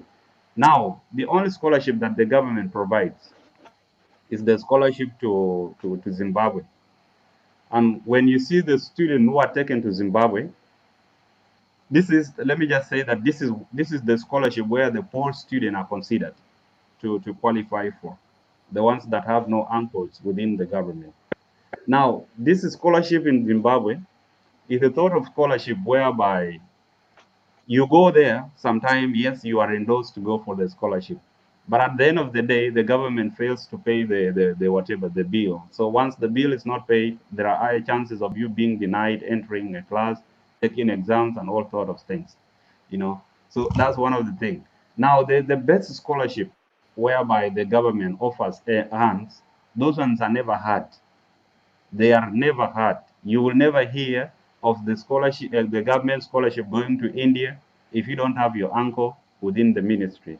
You will never hear of the scholarship going to Cuba if you don't have your uncle within the ministry. You'll never hear of a scholarship going to United States that's being funded by the government if you got know your uncle who works within the ministry. And it's not just a matter of working within the ministry, you need to hold a very high position. So to answer that question, in actual sense, South Sudanese are gifted. You know, when you look at our students, many of them are gifted because some of us who studied in East Africa, uh, we were actually, you know, like South Sudanese. When you see most of the schools, you find out that many South Sudanese are always in the top 10. You know, they are very intelligent, and East Africans even do appreciate this. The Ugandans and the Kenyans, they do appreciate this. When you go back home, you find that the same human beings are existing there. But later on, if somebody is taken out for the government scholarship, there is this chance whereby you happen to see that the guys who are taken there are not even competent sometimes. They are sent back home. So you begin to question yourself, where did this human being rise from? Yet we know the South Sudanese we have here. It means those guys who go and fail are guys that were actually taken through a link of corruption, whereby their uncles happen to give them the opportunities to go for the trial. And when they fail, they are returned back home. They are deported back home that your child, you know, failed to meet the requirement of this scholarship. And it is just a matter of performance. So you can see how chances are being misused, you know. The poor one who have committed themselves to studies are not getting such chances, but they are then granted to the ones that have the other qualification, and whereby they go and disappoint the whole country. Now, when you go out as a South Sudanese, you are seen as a fool, you know. You are seen as a fool unless you've shown them what you can do. That's whereby they happen to consider you that, okay, the other person could have been different and this could be a different person as well, you know. So with the question of scholarship, yes, intelligent people are there, but those chances are always misused. They are misused. They are not given to the right human beings who deserve them. Thank you. Continue, Baraj, go ahead.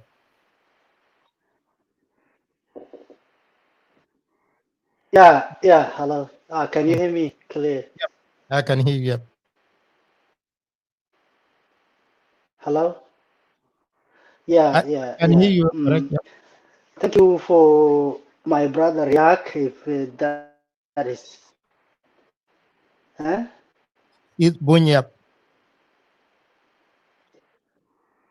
Okay. Bunyap. Yeah. Bunyak. Thank you for. Yeah. Your voice was cutting up a little bit, but I hope you guys can hear me properly. Yeah, we can. I can hear you. Anyway, Jack.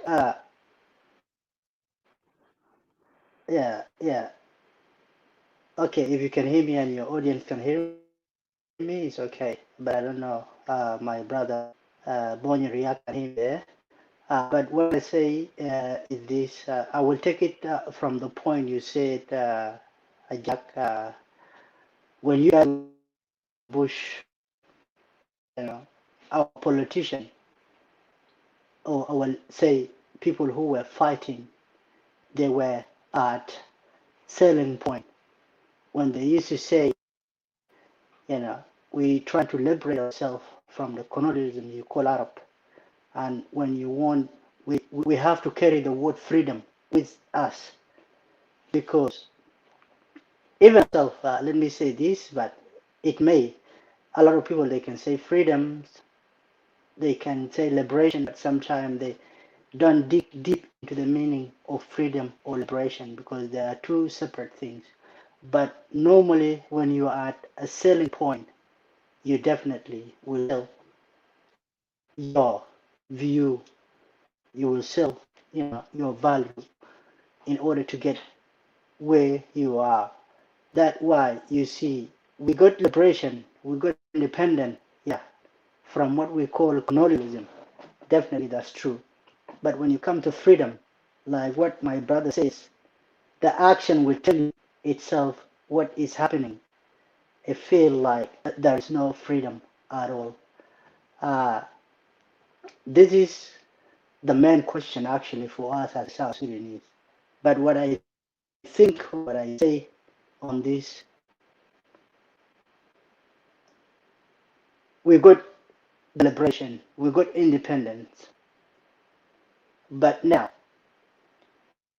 after the independence, are we exercising what we call freedom? Because a lot of people they don't know even what is the meaning of freedom. I think to be free, we need to work first to free our mind because if we count on the time we've been at war or we've been at a really very tough situation, probably it's most of our time. So we can say freedom every day, we can shout freedom every day, but when we come to a practical to come to the country we are fighting for, the country our grand or our great or our parents or our even fellow brothers and sisters die for, you will not come and find freedom. So we need to free ourselves from our mind first, because from the traumatization, say, or from the traumatized situation, there's a lot come into it. So we have a lot to do. Freedom is a big word in a few letters, but it's a very big word and carry a very deep meaning. Like my brother said before, the way things are going and the way things are running, when you don't have your relatives or somebody you know, or you don't have connection, you will never get what you want. Okay. There's no If I freedom can, there. But we if need I, to work. but if I can read Yeah. out, if I can read out a statement here from Deng Duot, Deng Kiyoy. It's saying that independence is a condition of a Yep. person, nation, country, or a state in which its resident or population or some portion thereof exercise self-government, usually sovereignty over territory. Freedom is ability to be free, to be able to exercise them, those freedom of speech, assembly, association, imprisonment without warranty, and right to be represented by attorney, and a freedom of choice, among others. That is exactly the argument that the SPLM SPLA made in 1980s to 2005. That we, the SPLM SPLA, we will be the alternative. We will be the alternative government, and we will come with the solution to what North Sudanese government or the previous regime, the regime of Osmana, or the regime of Azari, the regime of Caliphas, the regime of Sadiq al-Mahdi, and then the regime of Jafar Mohammed Nimeri. They were saying that we are going to give South Sudan these things. We are going to even give South Sudan the Bill of Rights. Politically speaking, these were our country. If you listen to the songs that were composed in the church in Dinka or in any other language, there was that hope that we will have this beautiful country blessed with honey and milk. That's the land of honey and milk. That was the word that is used many times. We will have our oil. Most of the veterans will be compensated for the suffering. People who have gone through the hardship, those who have died will be compensated. Their families will be looked after. Their widows will be looked after. Widowers will be looked after. This is the country that we promised. Are these people now celebrating this day? Happy people. That is another thing that we need to add. Yep. Go on. Go on, Barak. Yeah. You. Yes. Go on. Go on. Yeah. Yeah. Is what exactly? Yeah. Is what exactly you are. That's why sometimes Ajak, seriously, even yourself sometimes, if we in your with your brother or with your parents, sometimes you talk about freedom, you need your freedom within this small family, it's Mhm. something obvious, freedom, just equality, their blood, everybody will call for their freedom to go ahead. But if we see across South Sudan right now, regardless of your political affiliation, regardless of who is doing what, you know, truth has to be said, you know. If I'm talking about freedom today, it's not because I'm a bad person, but this is the reality. We South Sudanese now, we get to the point we become like the vision has died. But what I think all the time, the vision will never die. The vision is always alive, is there.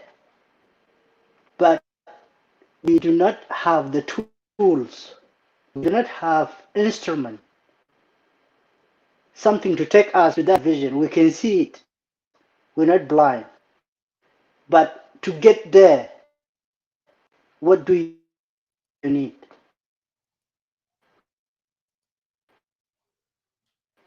Oh, are you Yes, you cutting? I'm getting you, but you cutting. instrument in South Sudan back yourself Okay, we. at in Baraj is cutting, and he was saying one of the best statement, but it's cutting.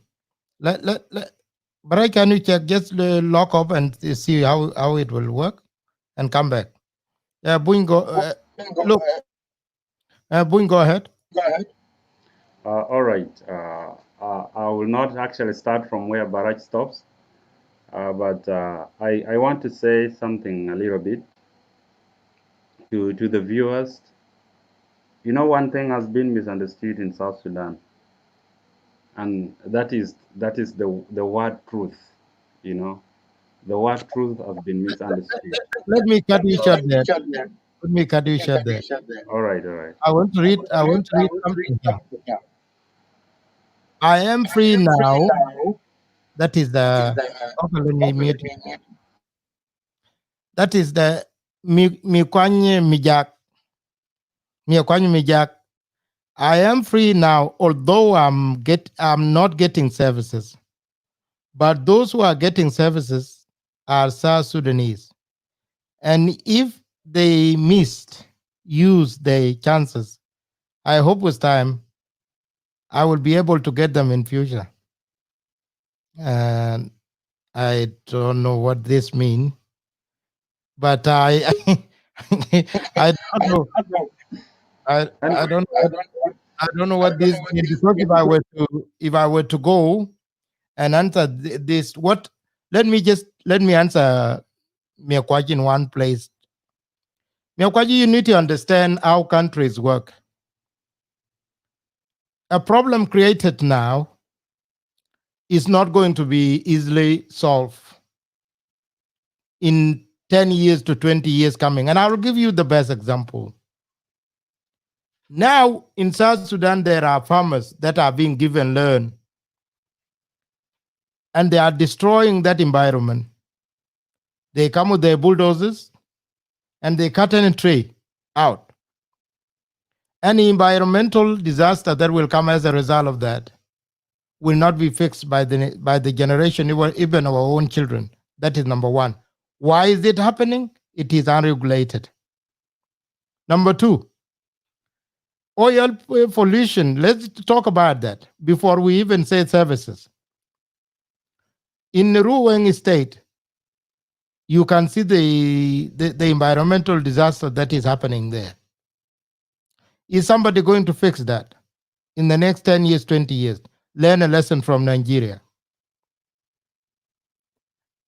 And then let's come to the issue of debt. When we went to when South Sudanese went to, let me bring Barrett back. When South Sudanese when South Sudan became part of the Sudan in terms of administration in 2005, South Sudan had zero debt with anybody.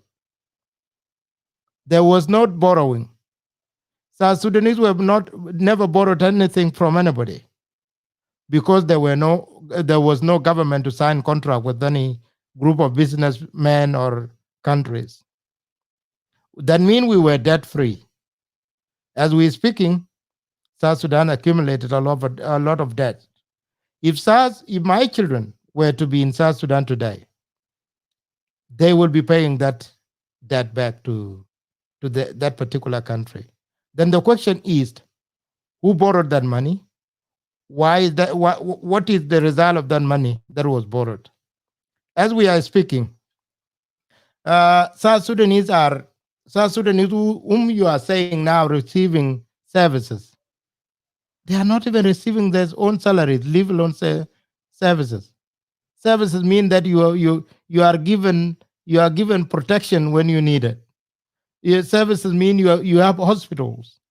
It is even difficult now. Coronavirus testing cannot even go to 10 states.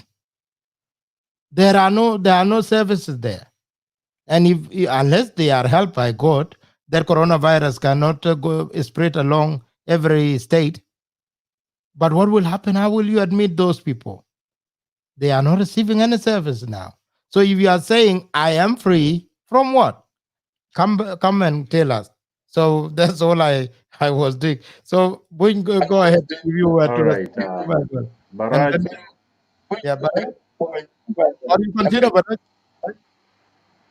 Continue, Baraj, from where you were because we could not hear you. better for Baraj to continue. Yeah, Baraj? yeah, go ahead. Yeah. Yeah, I can hear you. Yeah. Do you want to take it from here? I think network is Yeah, giving hello. hard time. But is your chance now. You can go. Can you guys hear me? We not getting Baraj. No, Baraj, I think network Okay, you guys can hear me clearly. is cutting. It's cutting. Okay, I think it's network. All right. Yeah, how are you? That's I'm fine. that's the guy I told you. It's an Indonesian. He speaks Indonesian very well. Alier, I think we should. I think we need to outside this group. I think I will need to organize where. Let me mute it. I think I need to organize where I will be able to write a story about you guys. It's very interesting and great that we have young generation now who are able to go to foreign lands and learn other languages. I think where I work at SBS Indonesia, actually I will talk with the producer to interview you, so that you talk to them. I got Indonesian colleagues who can interview you, and that's the benefit. That is foreign relations there. That is a benefit. We may have ambassadors like you one day. Go ahead, say hi to people.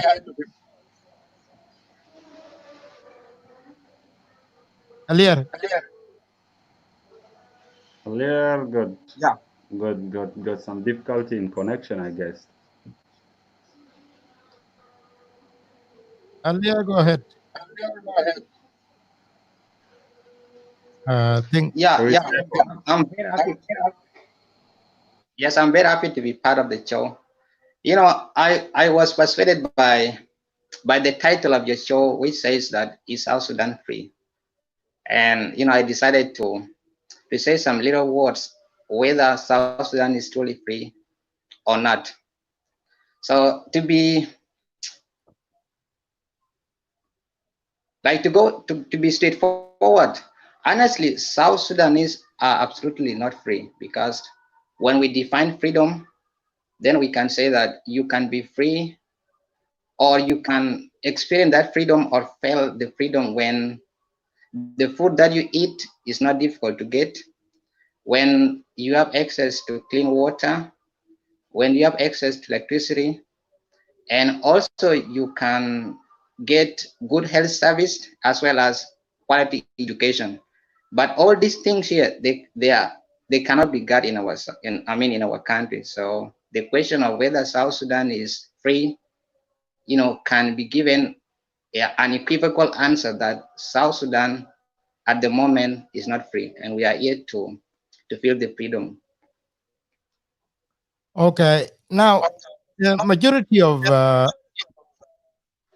of us who are living in developed world, in United States, Australia, and Canada, and the rest of the European countries, sometimes we take for granted.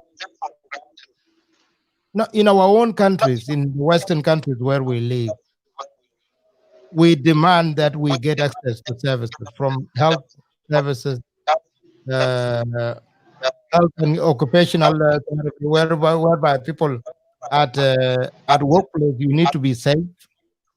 These are some of the things that we demand to get. But at the same time, when it comes to South Sudan, we apply a different concept. I need to protect my uncle and say, no, no, no, no, no. Let's wait. Let's wait. You should not pressure him. Time is going to come when things will be okay. Look at you, all of you now. You are born in 90s. You know nothing about the liberation, but you're already victims of this. You are already a victim. You were the generation that were promised, okay, you are going to get the benefits of the liberation from your own dad, from our own uncles. We were the generation that were supposed to be fighting for the liberation with them. But you were the beneficiaries. You were the generation that was promised that they will milk, or they will get whatever we have suffered for. Are you getting the milk? Are you drinking the milk? At the moment, we are not getting anything, because when our parents and grandparents fought, the reason for the fighting was that we should be able to get all service at east. But currently, when you are in South Sudan, it will be difficult to get clean water. If you eat once in a day, then you would be deemed lucky. Eating good, getting quality education is also not easy. So I can say that at the currently, we have not, felt the benefit for the reason to why the liberators liberated the country, or our parents and grandparents. So we are here to, to feel the benefit that we deserved from our country. So at the moment, we are not getting anything good in our country. All we are getting, or all we just know, is that we are a sovereign nation, but the services that should be rendered by the leadership to its citizens currently are not being given to South Sudanese. So that's what I can say. Now, the last word. How long have you been in Indonesia, and how culturally are you integrated now to the society? And are we going to have our aliyah, or it will be a little Indonesian? Well, I came to Indonesia in late 2017. So by now I'm almost spending 3 years. And yeah, in fact, Indonesian cultures are a little bit different from our cultures. And we're trying to, not to leave the cultures, and we also try not to leave our cultures, but we, just trying both cultures at the same time. And there is no big difference between Indonesian cultures and our cultures. And the mistake that I'm not gonna do is to change my name to Alia Indonesia. I mean, I still love my country, and I have a feeling that one day South Sudan is going to be a great country. Okay, how do you guys meet? Do you live in the same place? Well, we are not living in the same place. Like Mr. Bunch is living in another island, and I'm living in another island. So we're living in two different cities. So okay. So how many are you now? All of you, all of our Indonesian. Um, Here in my school, we are 7 or 8. I think we are 7, and Bunch. So our total number is 8. I think 8. Bunch, is that right, or 9? Are we 9 or 8? I think we Okay, are hold on. 8. 8. I'm here to Wing, go ahead. All right. Before I was responding to something, I just wanted to clarify something before. So let me continue with that, and then I'll get to the current question. Actually, I was talking about something that has been misunderstood in South Sudan, and I called it truth. The word truth has been misunderstood in the context of South Sudan. Uh, I'm saying this because if I speak something today that, of course, have seen being practiced in other places, people will not accept it as my own right, but I will be judged as a person who's speaking using someone's voice. People say this guy has been sent by so and so to come and speak this, you know. But an opinion belongs to the person who says it. So this to clarify something, because I've seen in the comment section, because I'm also reading the comment. Uh, some comments actually are not, they are not relevant to the current show we're having, because people believe that yes, we are speaking on behalf of someone else, but mind you, the person that is viewing it in that particular angle is the same person that need to question himself whether he is listening using his ears. But for our case, yes, we are presenting our views basing on our own understanding and basing on the freedom that we all dream to have in our country. So one thing is this: when we say that there is no freedom in South Sudan, we don't mean to disrespect the liberators. No, we do respect them because our fathers fought for that country. My own dad fought for it. My own mom fought for it. So I was born actually, not in my village, but I was born somewhere else. This indicates that my parents fought for the country. So if I respect my parents, then I deserve to give my respect to all the liberators wherever they are. But the liberators that we respect as South Sudanese and the current generation are the liberators of the 1950s to 1983 until 2007, because in 2007, I believe things were still better. And then there is this section that began in 2008 to 2011. This one's also deserve little respect. But the liberators of 2012 to the current situation, these people will only hand respect from those ones who are bootlicking from them. Yeah, these are the psychopaths. If you want to support somebody, you want to praise somebody because this person, you want to hand something from that particular person, so you go on praising the person, you sing songs about the person without telling that particular person the truth. Then you become a psychopath there. You become a bootlicker. You praising somebody for what he does not deserve. So here, as me, I respect all the liberators.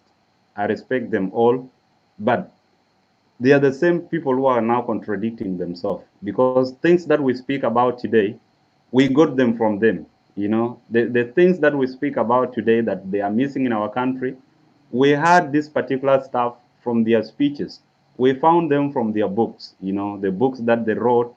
That's where we found that if somebody works for 7 months, let me just try to relate it. If somebody works for 7 months without getting salary, then that person is not being given the rights that he deserves, you know. So with this, I still believe that yes, the politicians themselves are the ones that are contradicting themselves, because what they said in the past is not being seen, and that's why we are complaining, because they knew that it was wrong to miss such stuff. So when we're missing them and we complain also today that these particular things are missing, I don't see any reason why people should, should call us people who are criticizing the government and so on and so forth. So there is another thing, that is the term slavery. It is one of the things that has not yet gone in our country. In my own view, is not everyone's opinion, but in my own view, slavery still exists in South Sudan. I say slavery exists in South Sudan because if you look at our soldiers, for us who've just come from South Sudan, I actually live in Giada. That's where our house is based. I live within Giada, and within Giada, there are so many soldiers over there. Now, when you see them, just to look at a mere soldier, somebody who holds a gun, a person who believes that he is protecting you, and you also get to know that this guy has nothing to eat, actually. They are the people who are just on the street. When you're passing, they'll be asking you questions of Ben Bai, Konyan, those sort of things.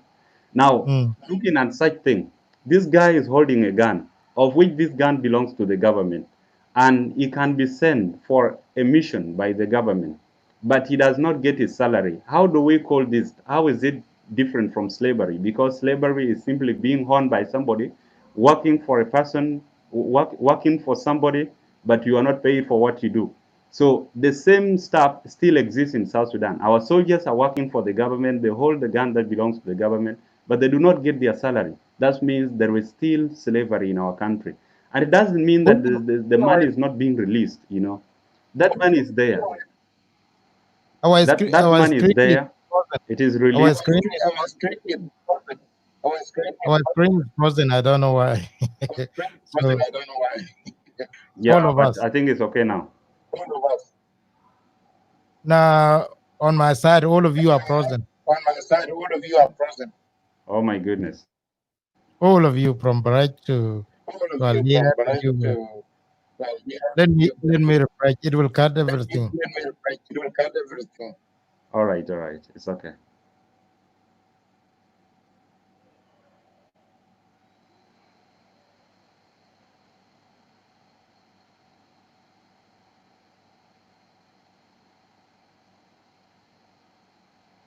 Hello? You guys getting me?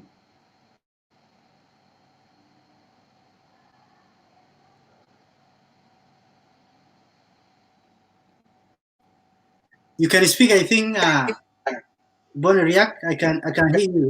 You can speak. You can continue.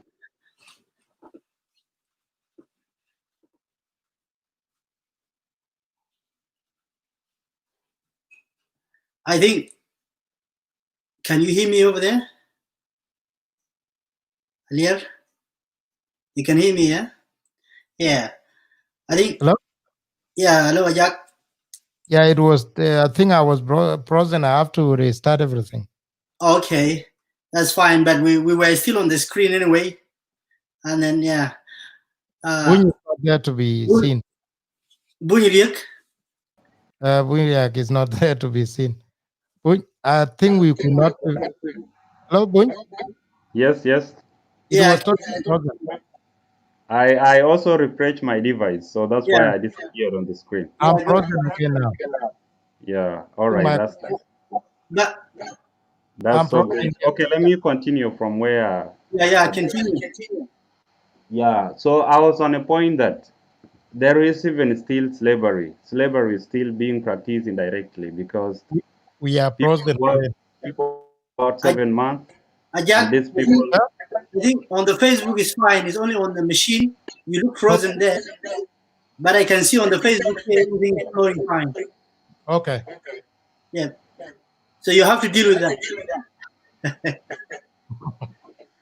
Yeah. So are you hearing me? Yeah, I can Yeah, hear you. All right. can hear you. So I was saying that slavery is still being practiced indirectly in South Sudan because there is nowhere somebody can tell me that we are free from slavery when we work for 7 months without salary. That is that. Now, getting back to the other part of the story that Alier actually talked about, I think there is an echo, right? Yeah, go ahead, but I want to check it on Facebook whether it's going well. Okay. Yeah. Keep talking, keep talking. Mm.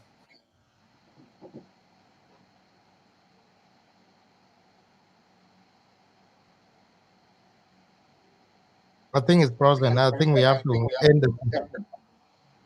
It's frozen. I have to. It's frozen. Have to end it. Oh, okay, guys. Let's do it another day. I think the machine might have caused all this. It's not. Let's listen to the national anthem and then we end, and then we will come back later day. All right.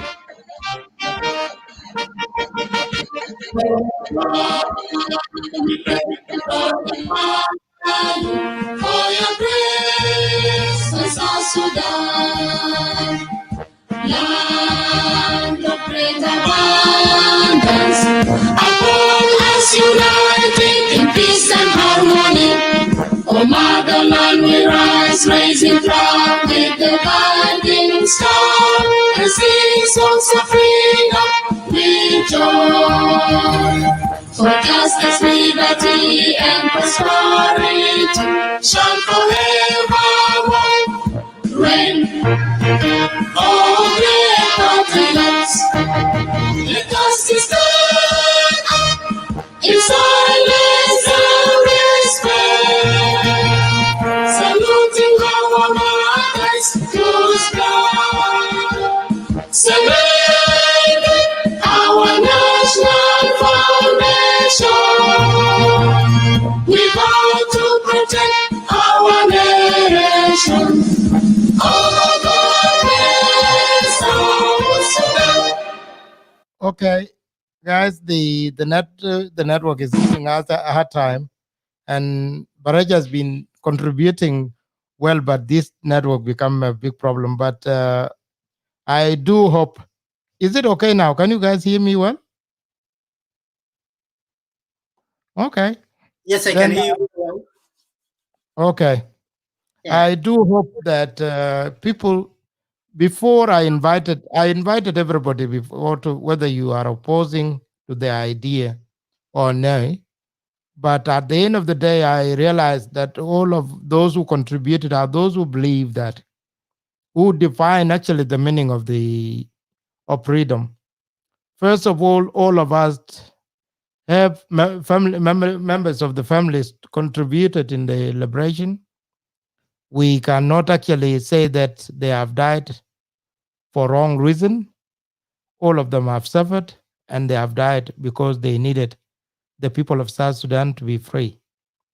And to be free, if you were to go back in 1970s and 1980s, actually everybody was in his or her village.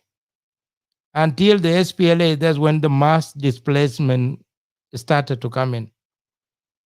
Otherwise, majority of the South Sudanese, for generations and generations, some of them have never even left their villages. Where people in Western Bargazal have never left their villages to come to Bor in the east. People in Eastern Nuer have never left their villages to go to Western Nuer, even though they have the same language. The reason for that means before people were very happy in their own villages.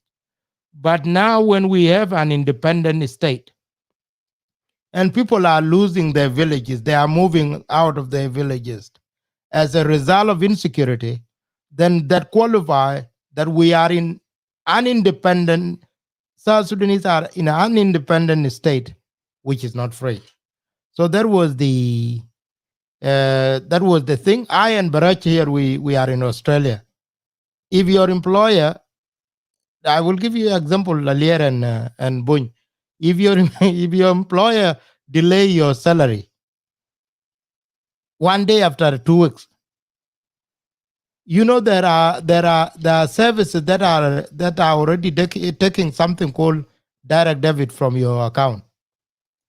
you will be in trouble. You will be in trouble by that moment. So the bank is going to be, your account is going to be empty, and that will create a lot of problem to you. So that means here in Australia, in Western countries, you know exactly, you are not worried of when is your money going to come. Whether it is $1, you know that it is going to come in 2 weeks. Whether it is $10, you know that it is going to come in 2 weeks. You have to get prepared now. Also, in out of that $1, you are paying taxes. Because one day, if you don't have employment, the government of Australia will start supporting you until you find a job again. And that is what is in the Western countries. That is the simple thing that any South Sudanese citizen need. That is the only thing. That is the freedom that they need. Here, now when you saw videos recently, when police brutality was investigated, now being investigated in the US. The same thing in Australia. Thousands of Australians went to the street in solidarity with the Black Lives Matters. What are they saying? They are saying that the police need to look after these people, not injure them or do anything bad to them. They were not. If you look at Melbourne, there were thousands, over 50,000 people. There was no bullet use on them. They were allowed. The police was even protecting them. They were moving peacefully. They were even calling the police, "You are brutal." And the police was just looking at them. That is the simple freedom that they were talking about. And then they will raise that voice to the legislators. The legislators will have to introduce a law into the parliament. And then that's how a society is changed. That is the only thing that anybody who need to be free is looking for. There's nothing beyond that. You need to give that person chance to have a freedom to work, have job, and to be able to find things their own way. And then they will pay taxes. Let them be free. Let a journalist be free. Let a politician be free. Let a creative gentleman be free. So let activists be free. So that's all that SPLA was for. But I don't know whether if it continue to be like that. Go on, Brian. Okay, Jack, let me add more. You said it all, Mr. Jack. Shufta, مشكلتنا علينا طويل شديد. شفت علينا نمن. You can go in Arabic. لانه بسمع لانه مش ناس بيقول لو قالوا هورية ده اوكي الناس كان بيغني في زمن اس بي ال ناس بيغني قالوا هورية وعدالة دارين هورية يلا هورية من شنو؟ قالوا اوكي هورية من وين؟ قال دارين محكمة بتاعنا عشان يشيلوا الناس ديل ما يسجنوا الناس ساكت. Are we really there? Go on. That's wrong. Just let me add one more thing, Jack, or what you have said. Let me talk about freedom in terms, say, of Africa. If I said Western world is kind of more fantasy freedom we have here, but South Sudan, I call it a promised land. Mm-hmm. A land we dreamed when we were young. We're seeing our fellow brothers, fellow citizens, South Sudanese, falling for what you call freedom and independence. We got our independence. We got our independence. So when we come to ourselves, saying freedom, Ajak, what I want today, look, what is my hometown or my home state going through a lot of difficulties. And today, we want to say Independent Day because we got independent, from, say, what you call slavery or from exploitation, But when you come just to my home, what I do need in South Sudan as a freedom, to sleep free, to go to the shop free, to make this little money, and no one will take my money, and where I can find a bank, I can put it in. Is that wrong for me to say I just need that standard freedom? That's exactly what I mean by freedom, if you want freedom in South Sudan, is that make me a devil when I say I need a safe place. I need my area to be safe for me to be creative and to do my own. That's why I say all the time, to get a freedom, is a practical, but we can say freedom, but we're doing different things on the ground, because whatever you do practically, you will see the results and you will see the outcome. But if you say something and you do something else, for sure the outcome will not come exactly like what you said. This is exactly what we're missing. That's what we're talking about. Here is not about what political party are you affiliated to, or what group are you into, or are you a rebel or not a rebel. No. The situation of South Sudan today, the freedom I call for, or the independence I call for, nothing will come at night and ban my Rakuba. That's a simple, normal freedom everybody looking for. And I say, for me to go to South Sudan, Aywa. Madara mara kabir kida, hakuma yabiniu, yala yugula ya hakuma, yugula tala go for amara. No. I need safety, I need security, and then I will come. My little hut, gutia bitaya luang bitaya sakaira, ana bubagi wa mara benafsi. Lakini ana there niji nogo for environment, safe environment. I will never hear a bullet. I will never see somebody threatening me. I will create the opportunity, because the real wealth is people. If you organize people today, like what you said before, the people pay tax, the people have access to education, people have access to freedom, they will be more creative, But now in South Sudan, we have our independence, but we're struggling to get keys with Afatur. Tijibu Fibet is very tough, So that's why always, even if you say you just need this basic freedom as an individual freedom, many people, they may look at you, you are a rebel, you this, you that, you're not carrying a gun, but you're crying out, you just want to sleep in a safe place. Yeah, they're not even offer you protection. But if I can cut to you, let's just listen to how Dr. John Garang defined a government. It's very good that we listen to that. A new phase of transforming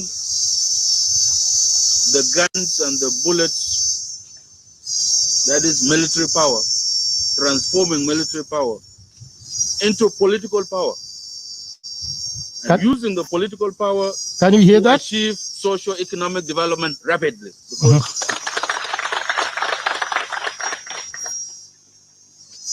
Because there is no meaning of revolution unless it makes our people happy. Unless the masses of our people, as a result, become prosperous, they go ahead, they advance, they get shelter, they get food, they get clean drinking water, they get education, they get health services. Unless we provide this to our people, unless the revolution provides this to our people, then the people would prefer a government of the NIF that provides salt to a government of the SPLA that does not provide salt. This is simple arithmetic. If the SPLA cannot deliver anything, and we just shout revolution, and the cattle of the people are not vaccinated, their children are not vaccinated, there is nothing to eat. There are no basic necessities of life. Mafi gumaish besum, mafi ibra, mafi mus. The barest minimum of things are not available.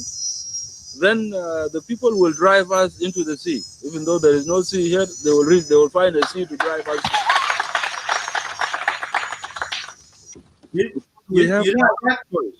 Yeah.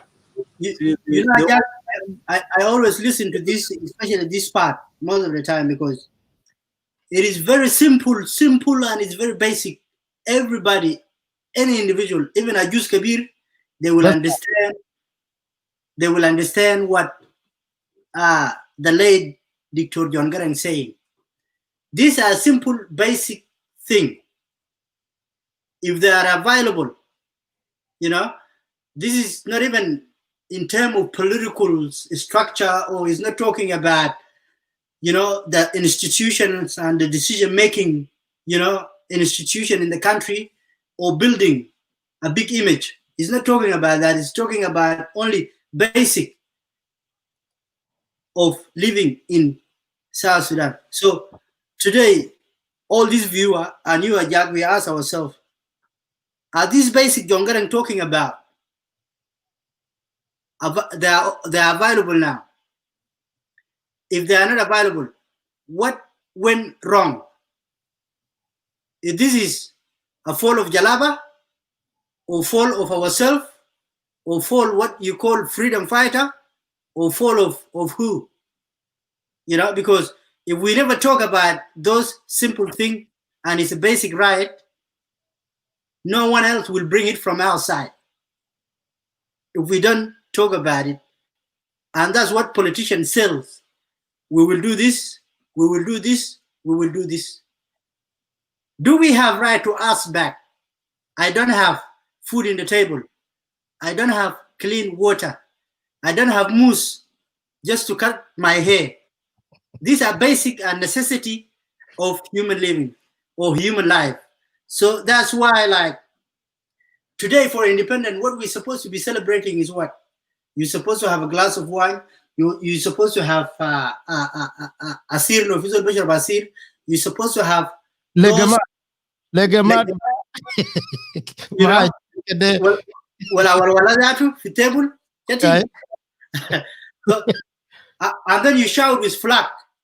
This is the freedom you're looking for. You don't want to go to fantasy restaurant, or you want to dream about bringing America to your own country. No, these are the all basic freedom, and I think these are the main driven, you know, word of John Garang, who always try to assure people and try to make liberators or freedom fighter understand they are only a platform to facilitate what people need, you know, and that is actually not wrong. When you talk about it, it's not wrong. It's just for betterness of you, betterness of South Sudanese, betterness of us. And that's what I've been trying to, until now, until we have this debate with Alier and Buny and you. I've always wanted, because I said I don't want to approach this on journalistic angle. I always need us to have a conversation and ask simple things, because you have been seeing a lot of things now on social media. The other one is calling this, you are not you are a rebel, you are a government supporter, you are not a government supporter, you are this. But the simple thing is this. What is a rebel in Western world? A rebel, the word now, when we say that a person who said, I don't have water, my scholarship is blocked, they could not pay for my scholarship, my child is sick, and I don't have a hospital to take that child to. A person who said, yes, my people in my village are not getting services. That is our position. It's not a rebel. That person is trying to tell you, okay, this is not the country that we fought for.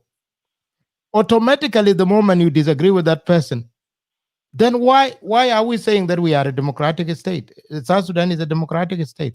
When I were to call myself as part of it, how are you democratic when you cannot allow your opponent to even ever say, or what do you think of the system? How are we, Boy? How are we that? Yeah, that's why people. Sorry, let me cut you off. Sorry, that's why people are Jack. You know, do not differentiate, you know, between what you call. Are you really? Listen, no, somebody is here is saying, is called Mayan Leopold. Is saying, okay, did Kir government, okay, is Kir government providing those basic services? I think the best people who will answer that are people in South Sudan. But based on what I heard until last week, Salva Kiir himself said that when he was actually inaugurating one of the revenue authority director or a commissioner. He said that I don't have people that are actually good at working. I only have people who are coming to talk to Good at eating. President Kiir. When he actually dismissed or sacked the minister of in the office of the president, Mayik, a few weeks ago, President again said something interesting, that the government of South Sudan signed a contract with a different company. Why are we getting a name of another company now? So when you're looking at the things that are happening in South Sudan now, such basic water, Juba is drinking from the Nile. Don't talk about other cities. If the capital city can drink from the River Nile, then who else will get any services? I don't know until now whether there is sewage system. And hospitals now, there are no hospitals across South Sudan.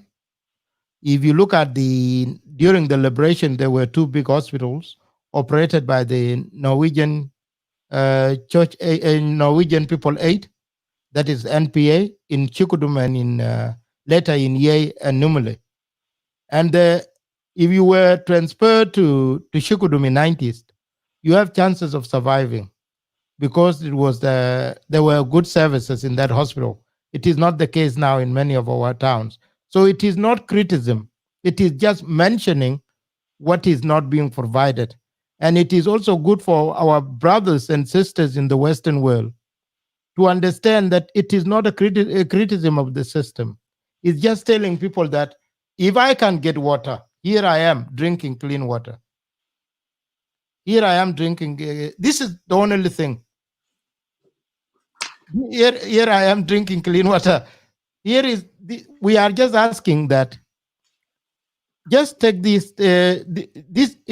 Boreholes can provide this. When this water goes to any village in South Sudan, it reduces the number. Gastroenteritis will be reduced. People will not get kids will not get sick. The waterborne diseases will not be getting people again. That is a simple thing that you need to understand as a person. That is a simple thing. Yeah. Yeah, that's true, Jack. And let me add one more thing. There is a parable by Arabic. Bugulu Ajamal ma baarif hawajat ragabtu. Aba geri ji kinan ku jarabe ko aba geri de yen toroto ku kituk yeyet. Aku nangol yet. Nangol yet. Okay. Awaja nangol yet, you know. So the Jara Kutai, the camel actually doesn't know if she or he got a burn in his neck. A burn in the neck. Yeah. He think everything is straight. He doesn't see it.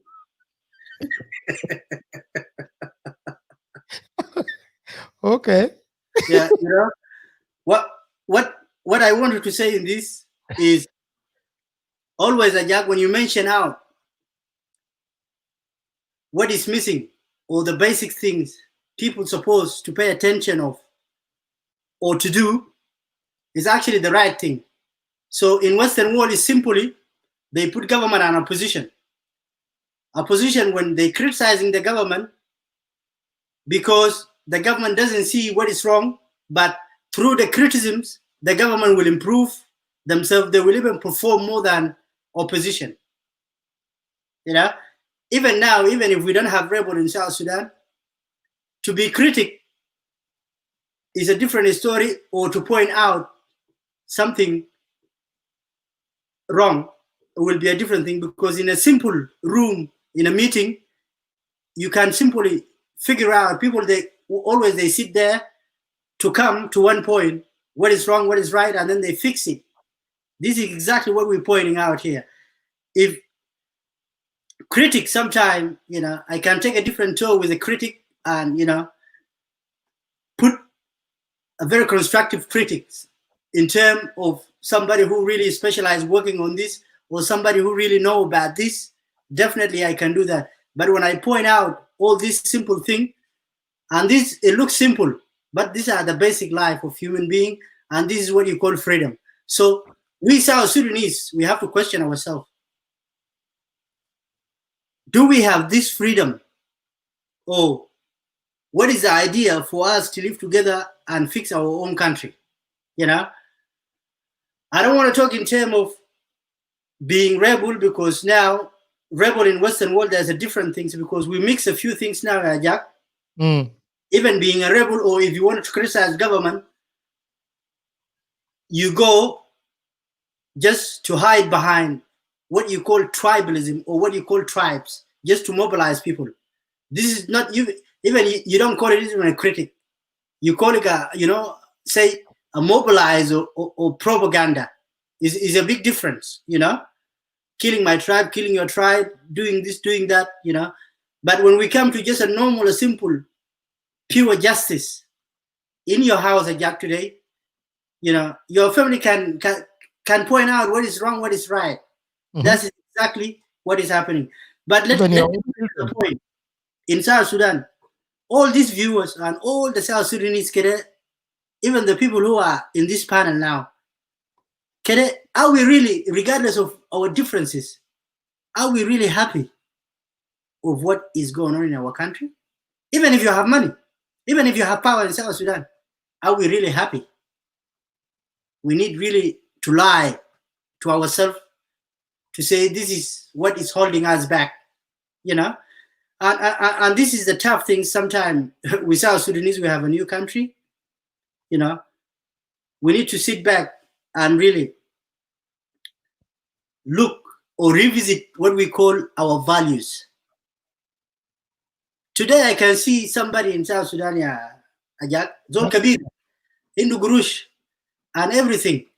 But the word, it come out from his mouth, sometimes you don't believe, you know. The value of culture, like Zon Kabir Gadugul Karam Sah. Sometimes when you look at this, you will be surprised. Is this really true? Anna, I want to tell you a very good, a small story where then Buny and Lier will come in. Yeah. I took a time anyway, but thank you. Yeah. Based on this big person, Anna Gabel to Anna Machefi in northern Uganda. I went to northern Uganda, Buny in 2007 and 17. I went to one of the camp in Alera, and I met an old man, a very dedicated SPLA officer. Indu sita dubur almal vede abu gurbe brigadier general wala major general wala ya brigadier general. Ana gabel to, and because he heard me interviewing politicians before, he was so happy. One of the interviews that he was questioning, it was the interview of Mabir Garam. And then he went on to ask me, why are these people against the government? Then I told him, look, I'm not the right person to answer this question, but I will just simply ask you a simple question. You are a big officer in the SPLA. Yes. Why are you in Uganda? He looked at me. I said, why are you in Uganda? In northern Uganda, in Alera camp. Do you have any child that is a graduate or any child that went to university? He said, yes. Here is one of my sons. The son is a graduate from Kampala, a university graduate. He has no job. I then asked him another question. You are a big officer in the SPLA. You are a big officer. You fought for this country. You deserve everything. Your son is a graduate. You don't have a job. What is the problem? This is 2007 and 17. What is the problem? Is this the country that you fought for? No. So, ene pa neter in chen loy kumendo chen loy indek march gal mafi. Non hope that gulele chaka dubur cheka ke chimar ake jalgabela ake jalgabela korchugar golola okay dubur ku kai lo kai dubur ku ai mar mendu eto ku sukuli kwa chin loy everything is that you have done is not there is no benefit. Whose problem is it? Exactly. Whose problem is that? Your problem as the SPLA officer, that you have let your child not got a job of his dream, or is it a systematic problem? You clearly said it's a system problem. Then who is in the system? You as the officer or your son? He said, I'm the one in the system. Then I said, did you fail your son or not? He said, yes. I and some of my colleagues who went to the liberation have actually failed some of our kids. Then I said, now you and the politician who are leading the government, you should actually be responsible. The reason why you are in a Lera camp now is because you are supposed to be a veteran receiving your march, the pension, while sitting in your village and being given any help. But you came back to a refugee camp, a place that you have never been. Oh, you was able to tell me, yeah, Jana. Now I'm convinced. I'm convinced now. I know why people are talking. Looking at the way he then told me, he confessed. He said, look, Ajak, I'm sitting with my children here. These are the kids that used to see me as a big person back in 90s. When I come with my Dababir with Yaldil, and I will always tell them, my children, you suffer now, but when we get independent South Sudan, you will enjoy it. You can see him there. He's now telling me, you can see him there. He's a graduate. I am now suffering with them. Then I said, you are now a rebel. I told him you are now a rebel. Gal Kabana never get rebel. And a good yes, because you are now complaining. You are saying my children don't have they don't have a job. I don't have a job. So, so what I just want to tell Junubin is this. It is, one thing we went, South Sudanese went to war because they were complaining they were not getting what they want. So what you need to recognize now from another South Sudanese is recognize the injustices that are happening. Recognize that having no job is injustice. Having no being arrested and not taken for trial and get your right is injustice. If you are a woman and somebody want to employ you because he want to have to sleep with you, that is injustice. That is another form of slavery. Because if I'm being employed because I'm being a woman, is that there are a lot of cases that are happening in South Sudan whereby a girl that is employed, and I have talked to many of them, a girl that has been employed will just come will be a victim because she's not seen as a citizen. In this country, if you do that in Australia, you will be out. You will be out unless if it is something that a mutual understanding, okay. But if you do that because this is a citizen of that country, she's a woman, and you are depriving her of her rights, and you are putting her at a position of a privilege. It is not a privilege. She has a right as a citizen of that country to be given exactly what the other citizen enjoys. But citizenship should not be taken as if you have a title, that means you are the super. That is what Dr. John Begul. Dol al guide for a gaftida.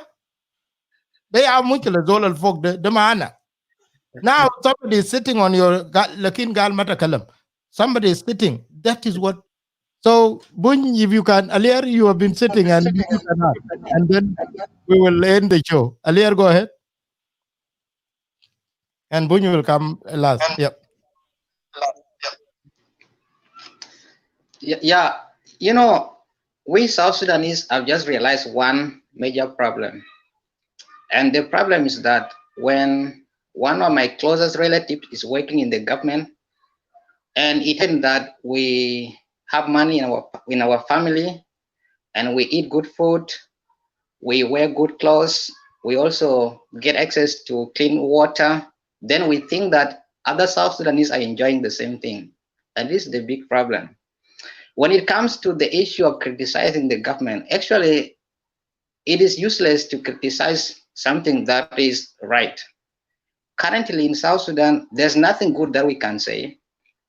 For example, I just came from South Sudan. I was not born here in Indonesia. And I had been to WOW. I stayed involved for quite a long time. And when I was studying in WOW, I've seen the kind of life that people were enjoying, the kind of houses that people were dwelling, and the kind of water that people were drinking. All those kind of things cannot tell you that there is that good leadership that is in South Sudan. And by saying that we are not getting what we really need is not a criticism, but it is our right, and we need to live like citizens of other countries.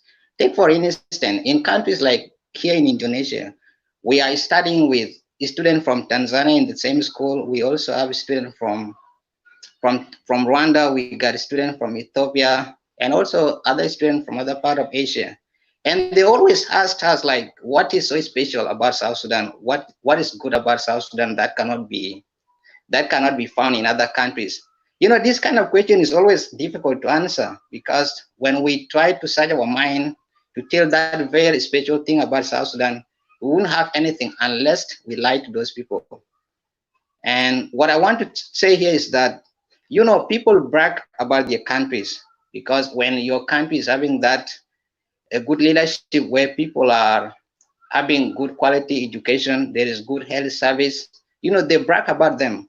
But when your country, like South Sudan, does not have good school, or does not have good, and does not have electricity. I remember recently when some of the students in South Sudan were being interviewed by our university, those who applied for the scholarship, the interview was scheduled to be done earlier morning Indonesian time, and when it is morning here, it is still dark in South Sudan. Those students in South Sudan, they requested the university to reschedule the time that was set, but the university said that you will use light.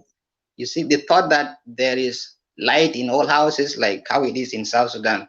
But when those students, explained that there is no, electricity at their homes, they were really they were very sorry. They were like, how is that one possible? Because here in Indonesia, everyone has access to electricity. So those kind of, of thoughts or of questions or impressions that are always, embarrassing to us as South Sudanese. So we need our right. We need good, we need good governance, and we all need to enjoy the services that we deserve. And there's one thing that our leaders should know.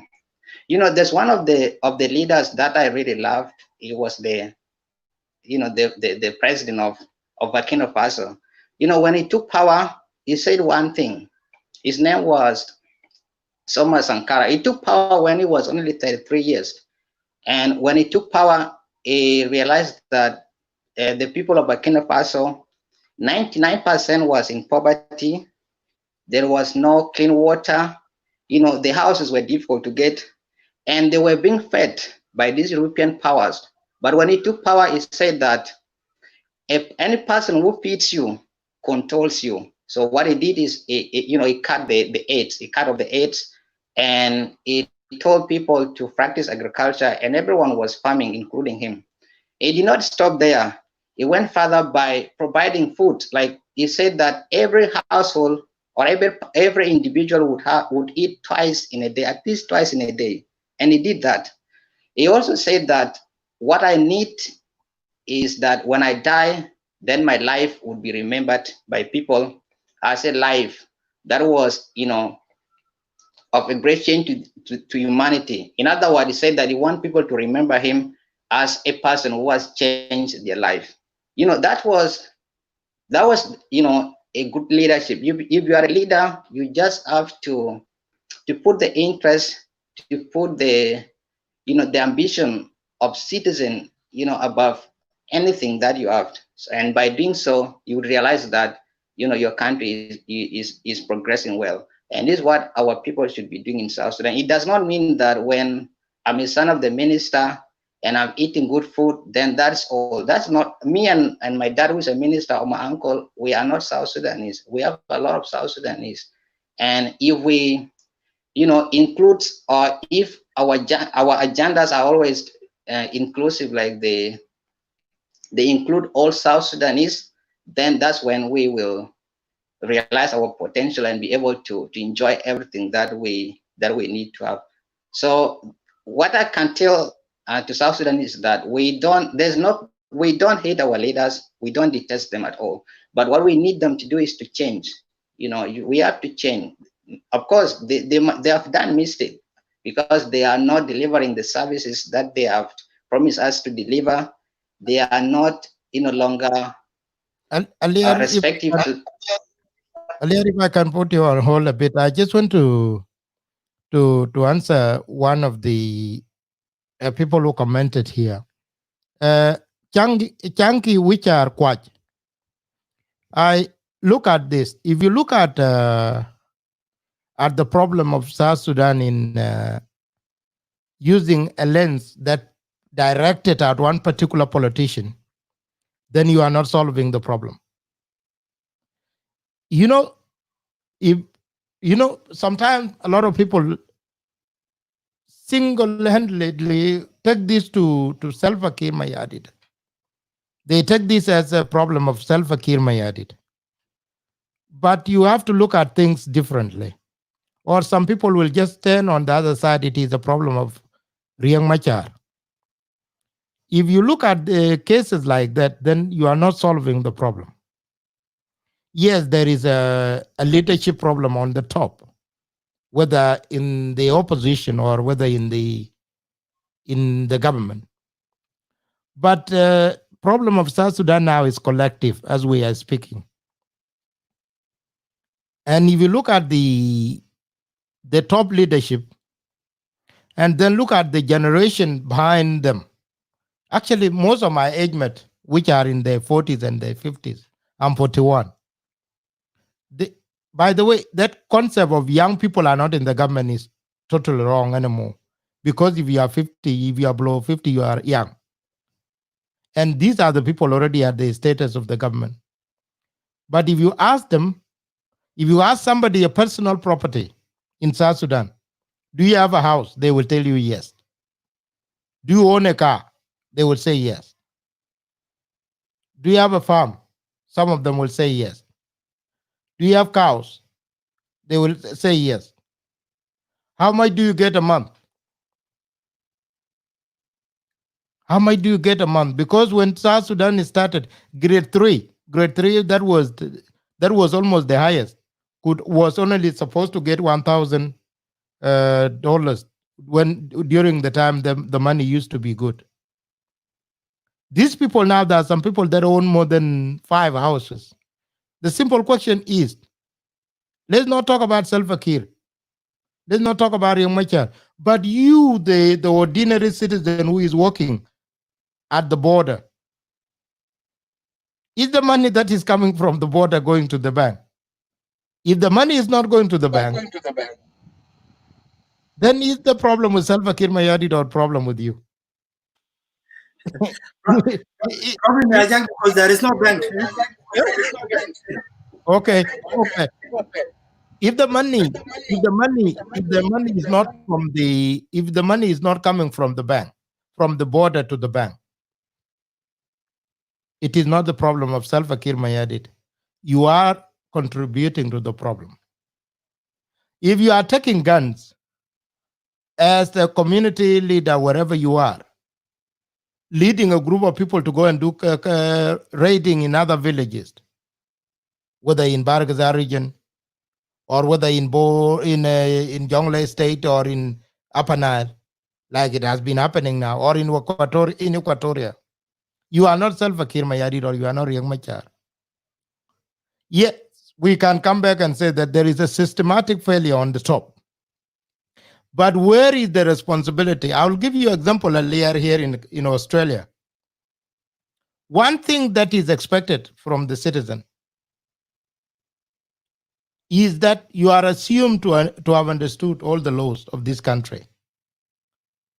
It is not, you cannot go and hit somebody. I cannot just see you near passing because I have not read the laws of Australia, or I don't even know how the penal code is, and then I take the stick and go and hit you. And then later I go and apologize before the court and say, oh, Your Majesty, I don't know the constitution. I could have not hit him. You are assumed to know the laws of that country. But it also, the government of these countries, take example in Australia, if they enacted a law, they start campaigning. The government institution started campaigning in July 1st or in January. These laws is going to change. If the council have enacted something, they will be telling you, or they will be telling you that cameras are going to be placed on this area. That is sensitization. It is also service provision. You are educating your citizen about what is going to affect their life. But when people talk to these supporters of any system, whether opposition or government in South Sudan, they don't need anything like that to be mentioned. And that's why you find now even our community groups and everything are messing up, because we are copying that simple way of doing things. So it is a shocking matter. So go ahead, and then Buny will go. Yeah, finish your statement. Alia. The current problem of South Sudan needs collective, solution. There is part that the government is supposed to play, and we also at the grassroots level, we got our part to play. But the problem is that these two group of people, they seem not to realize the problem that they're doing. The government, whenever is told that what this thing that you are doing is not supposed to be done, they will not pay attention to what you're saying. And the same thing also applies to people at the grassroots level. Whenever they're told that we don't need to be doing this, then, and we should be doing that instead. They wouldn't also appreciate that thing that is being told. So we all got a lot of problems to, that needs to be solved. But what worries me a lot is that the century that we are currently in is, an era where what is supposed to be done is development. We have to develop technologically and like other countries, but we seems to be going forward, backward instead of going forward. And this is what I don't like. And I always feel ashamed because the other question that I was saying is being asked always, sometimes, give you some kind of stress, and you also feel ashamed of yourself. And even some of the people, they be like, why was I created to be South Sudanese? And I always say that that question is a very powerful question. If you see the kind of, how South Sudan is currently the kind of problem that South Sudan is undergoing, and you are born to be South Sudan, then you have to be sure that there is a genuine reason to why you were created to be South Sudanese. In other words, you got a role to play, in bringing South Sudan out of that very problem. So we South Sudanese, we just need to immune ourselves of, dishonesty, in a sense that whenever you are told something that this one is right, you don't need to to argue or to be dishonest, in a sense that you would take time to appreciate that thing that is being told to you. So we need to to immune ourselves of dishonesty. We also need to immune ourselves of corruption, something that is being practiced in all stage of of governance, at beginning from the top level until grassroots. We also need to immune ourselves of tribal conflicts. This issue of revenge killing and that kind of stuff, they will not put our country forward, but instead they will always take us backward. So if we are able to immune ourselves of corruption and these tribal conflicts, and then I would be sure that our country would be able to realize its potentials, and we would be able to get all those services that we need.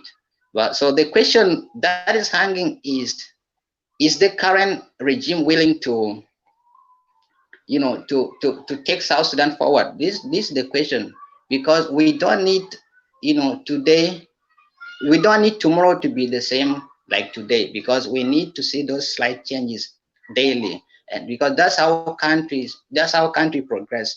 But if you realize that your country is the same with how it was last year, then you don't it gives you no hope.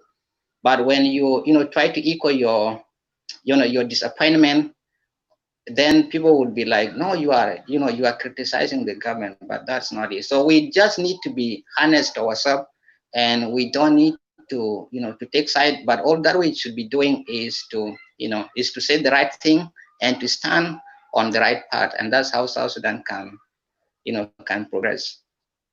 Okay. Okay. Boom, we can come in, and then I'll we'll just mute yourself. end the Yeah. show. It's getting late for me. Yep. All right, all right.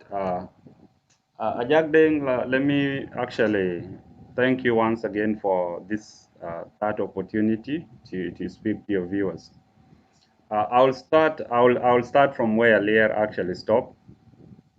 In regard to the question of whereby somebody who tries to say something wrong is seen as a rebel. As I stated before, many of us do learn all this kind of stuff from the speeches made by John Garang. And I will give you one of the speeches. I'll try to paraphrase some of his words. John Garang said when he was in Yerul, I watched one of the videos. In that video, he was speaking in Dinka, and it was being translated again because it's kind of hard, the Dinka Boer language and The the Yerul. language we speak in our region, especially Yerul, is kind of different. So there was another man translating it to the Yerul, to the Yerul citizens. So in that speech, John Garang said that SPLM is the body whereby the citizen will be taking their problems to. They will be carrying their complaints to the SPLM, and the SPLM will then take such complaints and try to correct them. He said that the government will be collecting taxes, and when these taxes are collected, they will be used for constructing roads and schools. If these schools are not constructed, the citizens will have the right to question the government, that is the SPLM, that where are the roads that you promised to construct? Where are the schools you promised to construct? Uh, let me just end it here, but it was a long speech anyway. So to talk of this and here, John Garang himself is the person that told us that once something wrong is happening, we should be able to speak such that that particular thing is corrected. But what is happening right now in South Sudan is that we don't even have the freedom to think. There is no freedom to think. Like I, as a person, getting myself time, I sit alone, and then I try to analyze certain things on my own. That particular kind of thought is not even existing in South Sudan, because what's happening right now is I need to support this person because he comes from my village. I need to support this person because his son is married to my auntie, things of that nature. And looking at all such stuff, they are not taking us anywhere as South Sudanese. So all we need to do is to be honest to ourselves, as Alir said. We need to differentiate between the politicians who are in opposition and the citizens who are crying for their right. The citizens who are crying that they need to see something being done good in their country. These two parties need to be differentiated, because it's not everybody who says that I need education that should be considered a rebel. It's not everybody who says that he needs to drink clean water that should be seen as a rebel. This person is simply complaining because he wants to benefit in his own country. Now, there is one story that I would love actually to tell. And this is one thing I heard from one of the Kenyan opposition leaders, that is the Raila Odinga.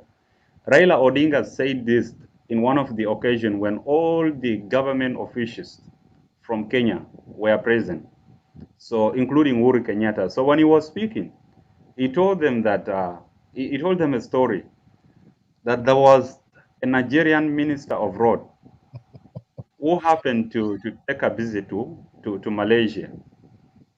And his visit was purposely to meet with the Minister of Roads in Malaysia.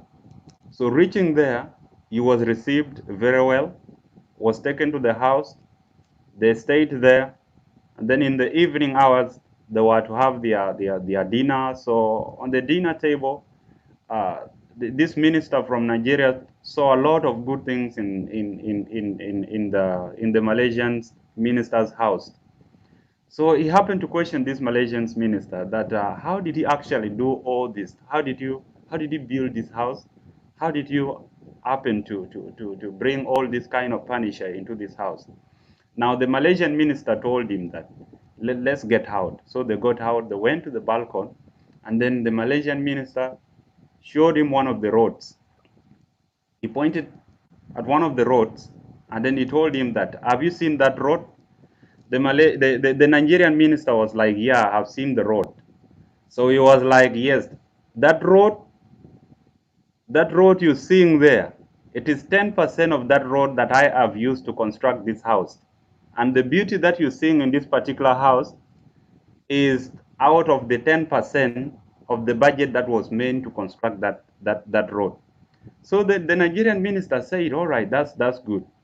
Now, he went back to Nigeria, he did his stuffs, and then he invited his friend, who is the Malaysian minister, he invited that friend of his to go to his house. So the Malaysian minister came to his house, and when the Malaysian minister reached, they did everything. He received him, welcomed him to the house, they had their dinner, and then the Malaysian minister asked him the same question, because when this guy came in, what he saw, this Malaysian minister, what he saw in the Nigerian minister's house was extraordinary. It was beyond what he expected. It was beyond what he had. It was just like, gold and a lot of stuff. So you questioned him that, how did you happen to construct this house? And then this Nigerian minister was like, okay, let's get out. So they went out, they went to the balcony as well, the way that Malaysian minister did to him. He showed him one of the roads, that, have you seen that road there? The Malaysian minister was seeing nothing, because what was there were just potholes, such stuff. So the Malaysian minister was seeing nothing. Malaysian minister told him that, which road are you talking about actually? He said, I'm talking of that road. This Malaysian minister was seeing potholes, like there was nothing like a road being constructed. He told him that, yes, I'm seeing, okay. He said, you've not seen the road. Have you seen those vehicles passing? This guy was like, yeah, I've seen the vehicles, but that is not a road, by the way. So he told that Malaysian minister, yes, that road you're seeing there, 100% of its budget is what I've used to construct this house. So it was kind of shocking, like after Raila Odinga narrating this story, everybody burst into laughter, and it was now clear that corruption is really in Africa. So today, as South Sudanese, certain things are just happening in our country, but we don't want to speak. We don't want to speak for ourselves. Simply that we are being possessed. I call this possession. We are being possessed. And what is possessing us is the mere love for our fathers, the mere love for our uncles. So if we need South Sudan to prosper, if we need to see a better country, as Alier stated, we need to free ourselves from this kind of possession. We need to be ourselves. My dad, being a director in one of the ministries, has nothing to do with me, because his future is today, is taking care of me, but I also want to take care of children who will not be criticized for what I did yesterday. So it would be better for me to actually disregard myself from whatever thing he does as my dad, and then try to see the lives of the other South Sudanese who are suffering. Because if a South Sudanese is suffering today, we should call that our suffering together, because we all belong to that land, and if I'm benefiting, let the rest also benefit. But if we put on these lenses that what is happening in South Sudan is not that, is Kir, is not that, is Dinka, is not that, is Equatoria, is not that, is Nuer. And then there is a big problem here because an issue need to be accepted by everybody. We are all victims as South Sudanese, including me who's speaking today, plus you who's trying to defend the government officials. You are also a victim because we need to differentiate things. We need to leave the leaders as leaders themselves, and we need to be ourselves.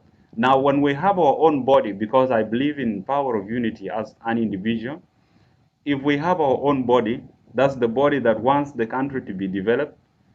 Here we will have one voice to question all the leaders, being rebel leaders or being in opposition or they are within the government.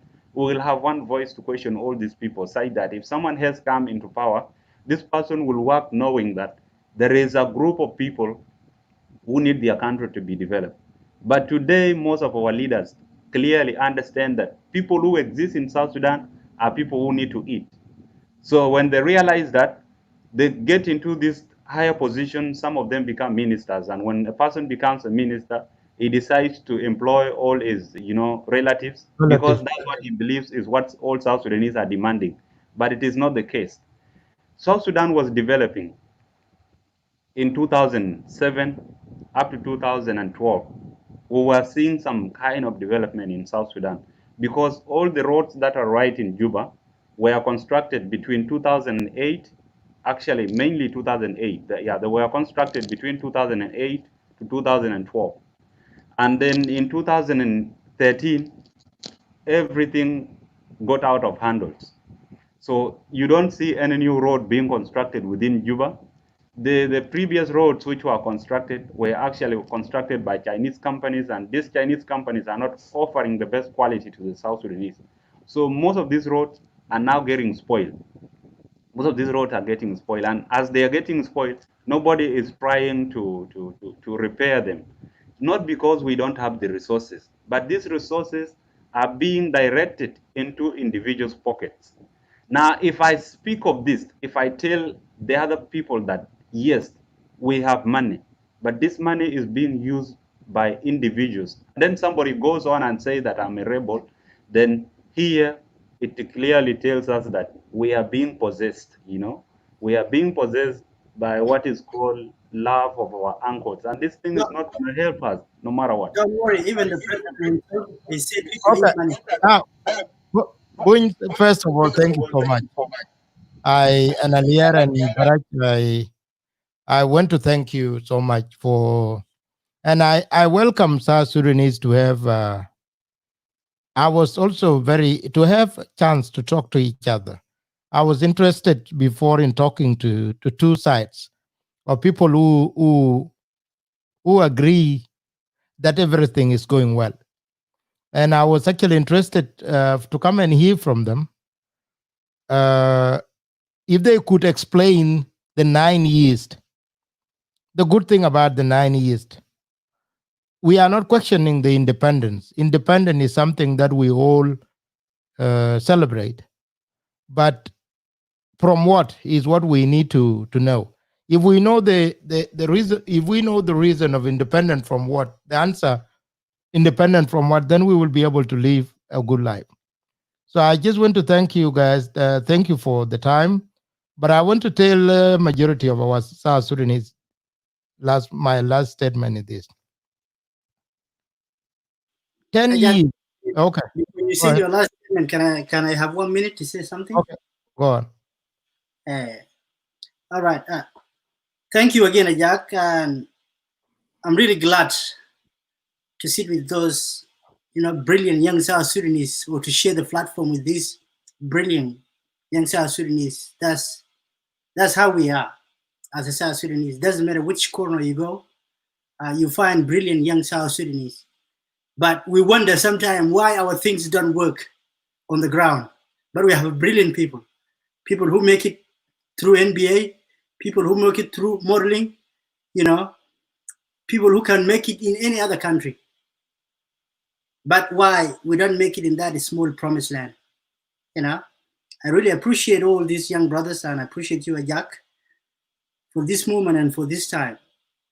One thing I want to say to all South Sudanese, regardless you think this was a criticism, or this was a different opinions, or blaming the president, or blaming somebody else.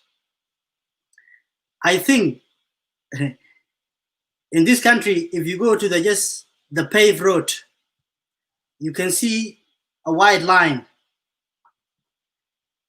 But this white line, when they put them down, if they never educate their people to say this white line, you have to stay in between them, I think only maybe some smart people, they will figure it out by themselves, but the rest, they will go around. You know, they structure this road, they put a white line, you have to follow your line. Before you follow your line, you go through your license, you go through education. You know, these are two sides. What I want to say, yeah, on the top of the pyramids, we have a problem. And on the bottom as well, we have a problem. But the problem on the bottom, the top of the pyramids can fix the problem on the bottom. So this is what we're facing as a South Sudanese. Today, if you put rules, law and order in place, and then if you make a mistake, regardless of you, my brother or my sister, you're going to get punishment, I think that one will work. We people, you know, we're not a betrayer. We can look after ourselves. We can follow the rules. We can learn. Everybody learn, you know. All these Kawayat, they learn. They were never born in this beautiful, you know, country. No. They did it. They teach themselves and they learn, you know. We need to give ourselves that little bit of understanding how to learn and how to work together. Last thing I want to say, the only time I've seen unity in our people, I've seen it twice in my lifetime. It was a very powerful thing. Like it moved me where I was. The time of our independence, when we liberate ourselves from the colonialisms, what you call Arabs. And the second time, there were a basketball game was happening in Kenya. The way I have seen South Sudanese together and their spirits drive our team, I can see a brilliant future of South Sudan. I never seen a tribe. I never seen who is rich, who is in power, who is not. That was very amazing time. And I do believe as a people of South Sudan, if we relax, I think we can bring those moments back and continue. And the last question, it will stay with the show, and it will stay with you, Ajak. You know, I will make it like a political questions. You know, I've done a bit of looking around and trying to see, you know, all the African who liberated their own country, or all the movement who come to the power. I did not see a group of liberator who really build a country, but I've seen a group of liberator who bring the country. I've seen that. But to build a country, to take it to a second stage, you know, they can contribute by their idea, but only the exception of case of what do you call Cuba. But Cuba was a bit, you know, the exceptional case of Cuba, they did what they can do, you know, when the rebel get the power, and, you know, but from the outside, they get a lot of harassment. That's a different situation. But in Africa, I always wonder, do we believe our liberator, they will build towers in Juba, or say in Madingbor, or in Wangulei, or in Yorul, or in Kwajok? That will happen? That question, I think we South Sudanese, we need to really answer that. And then thank you, Ajak, for the opportunity. And thank you, really, I'm really glad to see these young fellows talking and, you know, in a very good manner and stating their opinion clearly.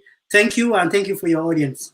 Okay, first of all, I thank you, Baraj, and I'm so proud of our young brothers. May God protect you in the country that you're studying now. Look after yourself and always let us know whenever you, because waiter or yake chanyiku yake nanong ke yogran ke and I'm a loud voice here. Right to me.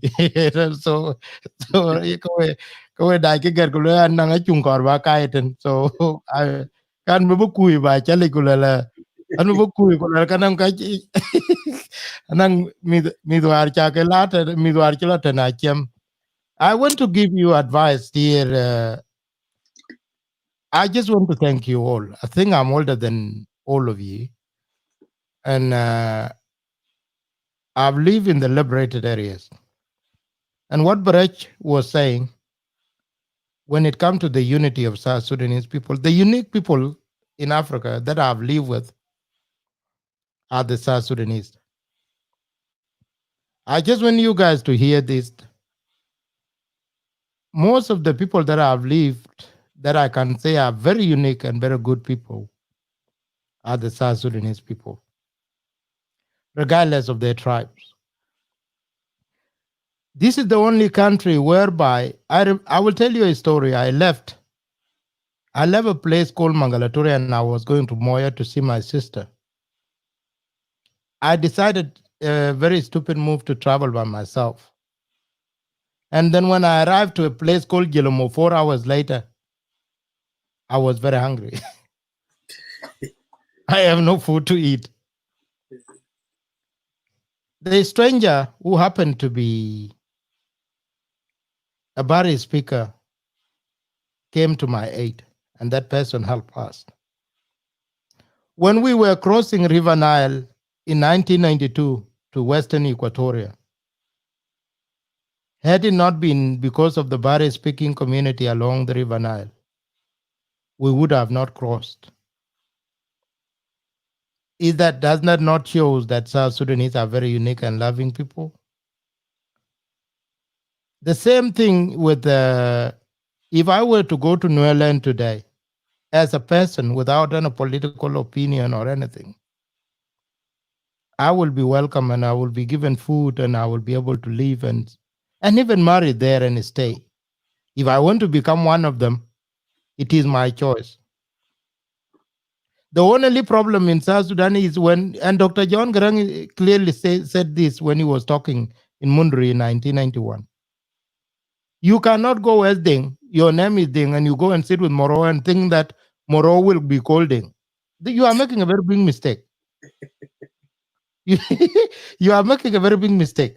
You have to, if you are one person who joined the Moro, you will need to be Moro because you are the one who came. This is the idea that we came to Australia here for our young brothers who are not in Australia.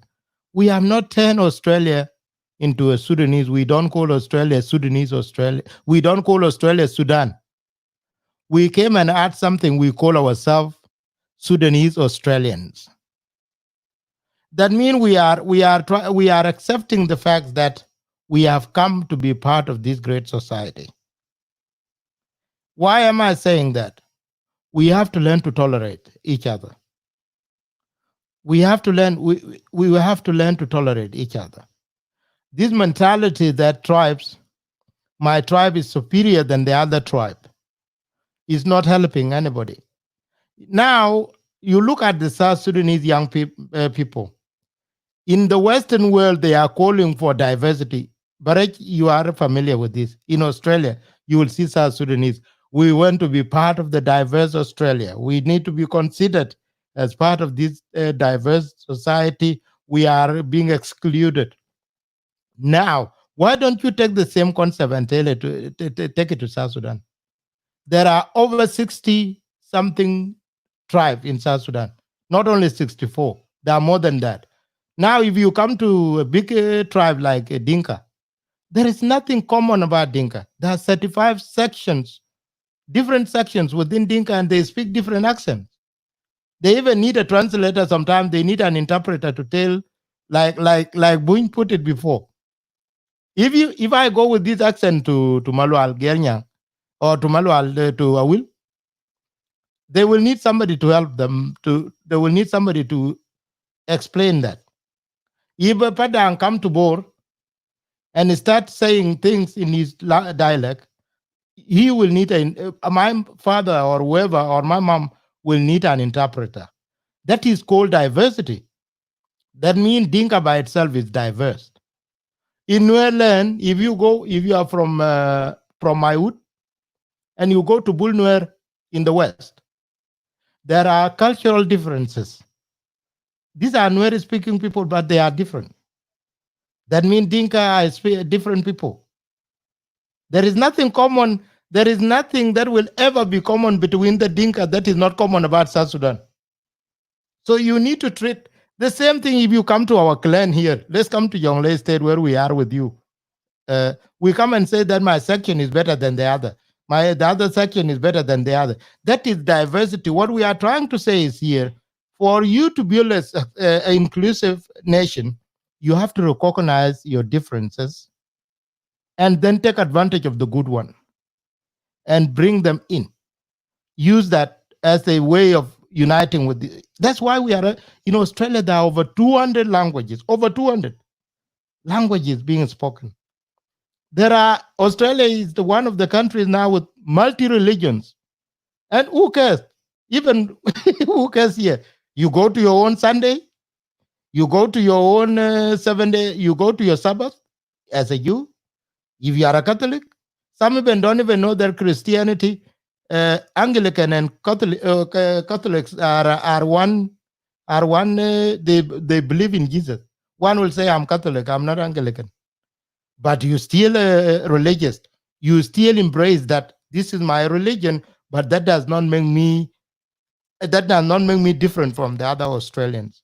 There are atheists. There are people who don't. Recently, Australia passed the law recognizing same-sex marriage. They are now.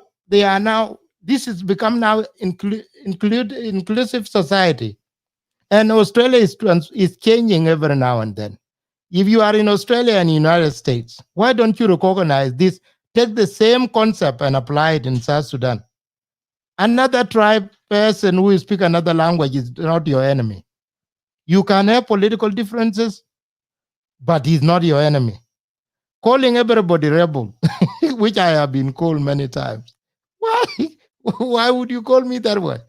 Right? I am a student of SPLM.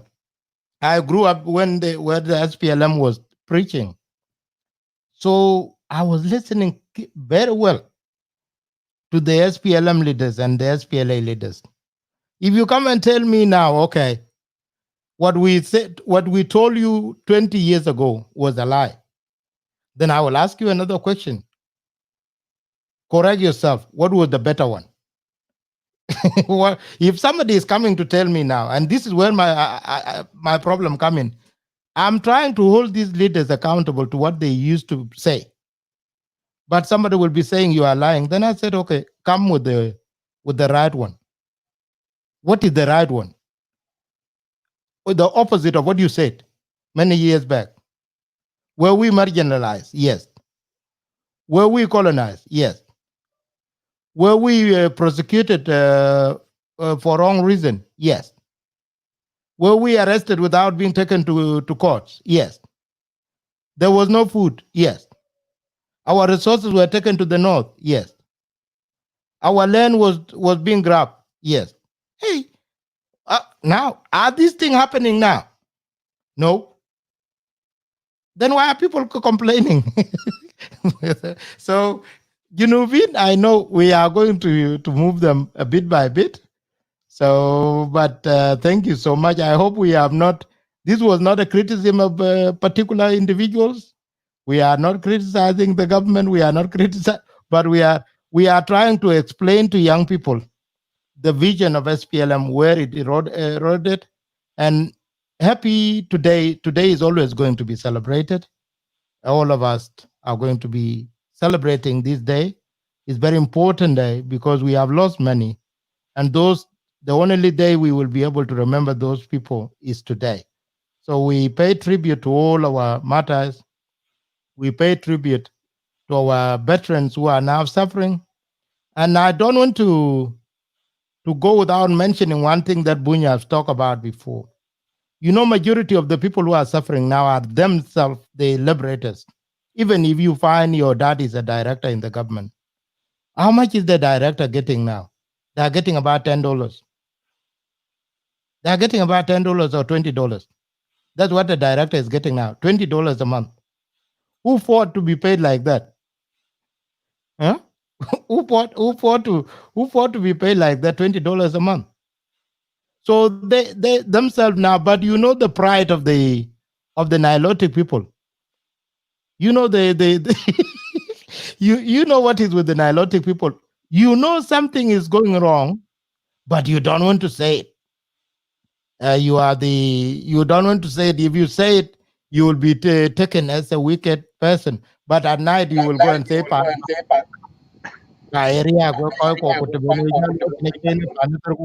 but when you come and say out, what meet Pio the red? Panda ben bay.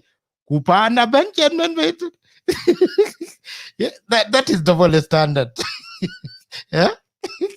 You go at night. So thank you guys. Yung ấy cho gì tôi mà diễn cái gì tôi mà diễn. No, okay. Now that is a very fun. Kichira jabe lo ko we berami tanang kitolo. You know nang ki ko wa to uti we mi the nang ko wa to uti, they are very clever, and this is one thing that has to be incorporated now into political debate. Ye nang ki randi te yelwela la aye me lwel ba la jam kara che bai. Bala jam bi ko lwel kara cha choting a lorat. Lakini ki cheni yelwela ranti yongo chala jam. Man de rito. Yeah, bro, war. So the differences is this. They are telling you to keep quiet. Don't say it, but there is a problem. The moment you start to say it, that's when they realize, you are going in different direction. But then, so ye chato, I don't want to be seen as a person who is complaining. So I just want to thank you for the time that we have. Let's us say our last words before you close the show. Okay. Go on. Maybe. Go on, boy. All right. I just want to send my last remarks to your viewers. It has actually been a great discussion. I appreciate you for having hosted this wonderful program on this historical day, which is our Independence Day. Yes, we acknowledge the truth that our country is now independent. We have our own government, but there are still certain things that need to be liberated more. So when we talk about all this kind of stuff, we just need to live in a land where we're all happy, and a land where we will not have the fear of where to sleep. Because now in South Sudan, you're sleeping, you're scared of something. Yes, Baraj said it that lo numta fi rakuba bitak, you shouldn't be scared, gal mungkin fi haja tani beji later bilel, something of that kind. So here, my last word to the viewers is this. South Sudan is our country. Our fathers fought for it. They brought us independence. But what is missing today is now our own responsibility, because we can't expect the fathers to find our independence, and then the same fathers who fought for our independence, we also expect them to bring that economic freedom. It will not happen. So the remaining task is ours as the young people of South Sudan, and it's being ours.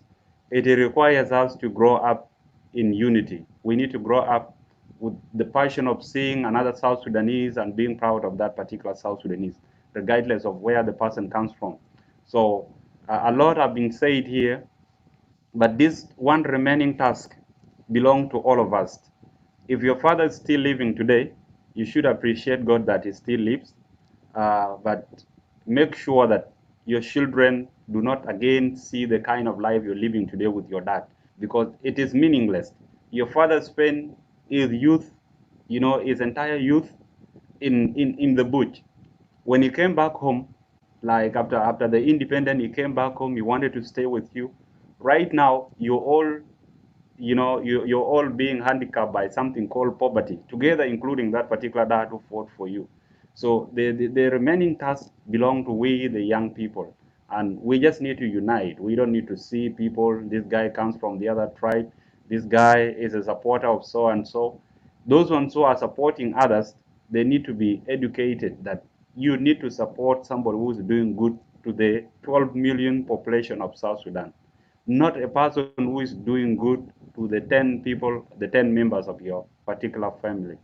Thank you so much, Ajak Deng, for hosting the program. And I would also love to appreciate Joseph Baraj and Alier Tuj for having shared this forum together with me. The listeners, I also appreciate you for having given us your precious time to listen to all the stuff we say. Yes, I will conclude by saying that an information belongs to the sayer, and your work is to listen.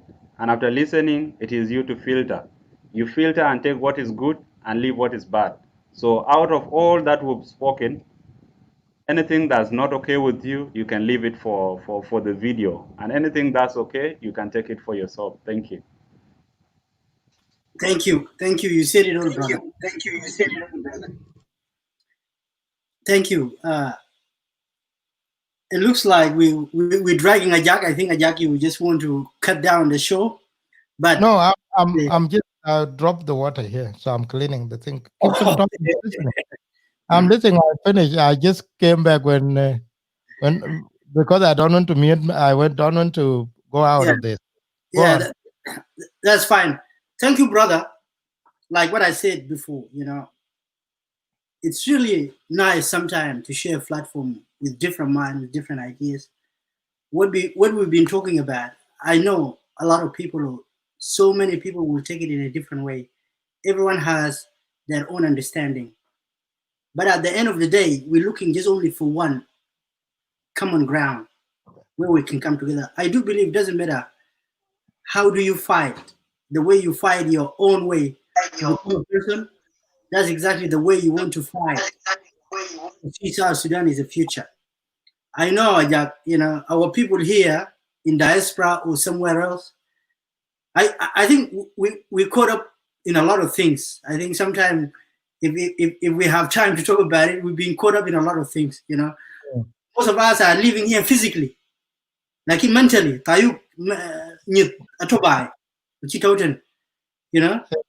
That's why you can see physically we're here, but the brain is not here. So it's not going to cope with the situation here and the situation at home.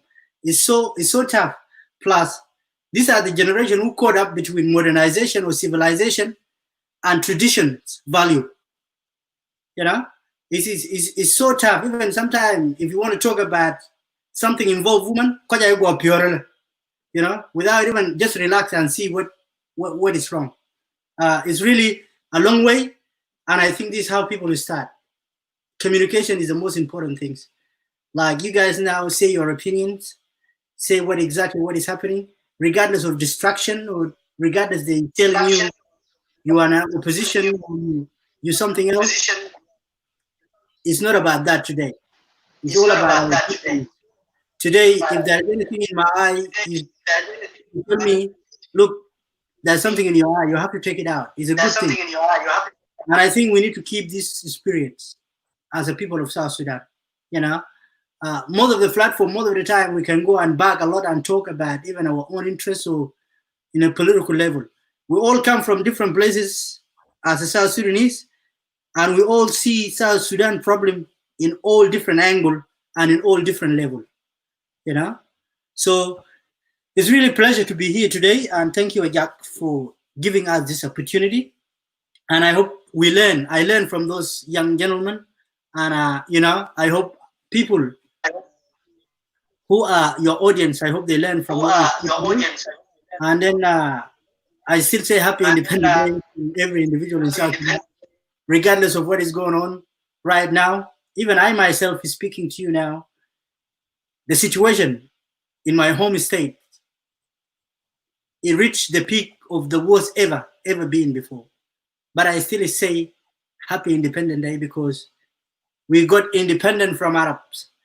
And then when we come to the freedom, and then we put a question mark. This is our business as a South Sudanese. Freedom. Where is the freedom? And then we put a question mark. That's not a crime. It's something we have really to work for. And I hope we're going to get there. There is no return back. The hope is hope. We got the country, regardless of what. Going forward, that's the solution.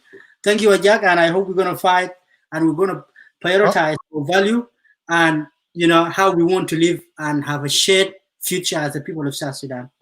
Okay, we are left with 2 minutes. It's now 3 hours and 57 seconds. 57. Okay, thank you, Ajak. Go ahead. Then we go. Alier, go ahead. My final remarks to all the viewers is that I wish all South Sudanese have independence. And to be honest, I just realized recently that today is the Independence Day of South Sudan. And the reason is that, I last communicated with my parents and, they told me the kind of things that are happening at home. And, all those things were not that, good to be heard. And, they gave me some kind of stress. So I could not even, have that issue of independence in my mind. So what I wanted to tell South Sudanese is that, as the Buny and other speakers put it clear before, they said that most of the people that are currently suffering, are those who took part in the fighting. Our forefathers, our fathers are the ones that are suffering. And because the intentions for the fighting is not seen by them, like they could not feel the reason for taking part in the fighting. For example, my dad took part in the fightings, and most of the time when he's talking, like telling people that he took part in the fightings, he would be quick to show you some of the scars that he has on his body, the bullets that he has, to prove to that very person that he took part in the fighting. And like before I came here, I was admitted at the university, and the salary that he was getting could not even pay my tuition fee, leave about other basic necessities that are needed at home. And I'm saying this, as a proof of what Buny said before, the kind of suffering that, we South Sudanese are experiencing, is a suffering that we don't need to, to keep quiet with it. We have to speak it out, and we have to tell, the people concerned that we need something to be done.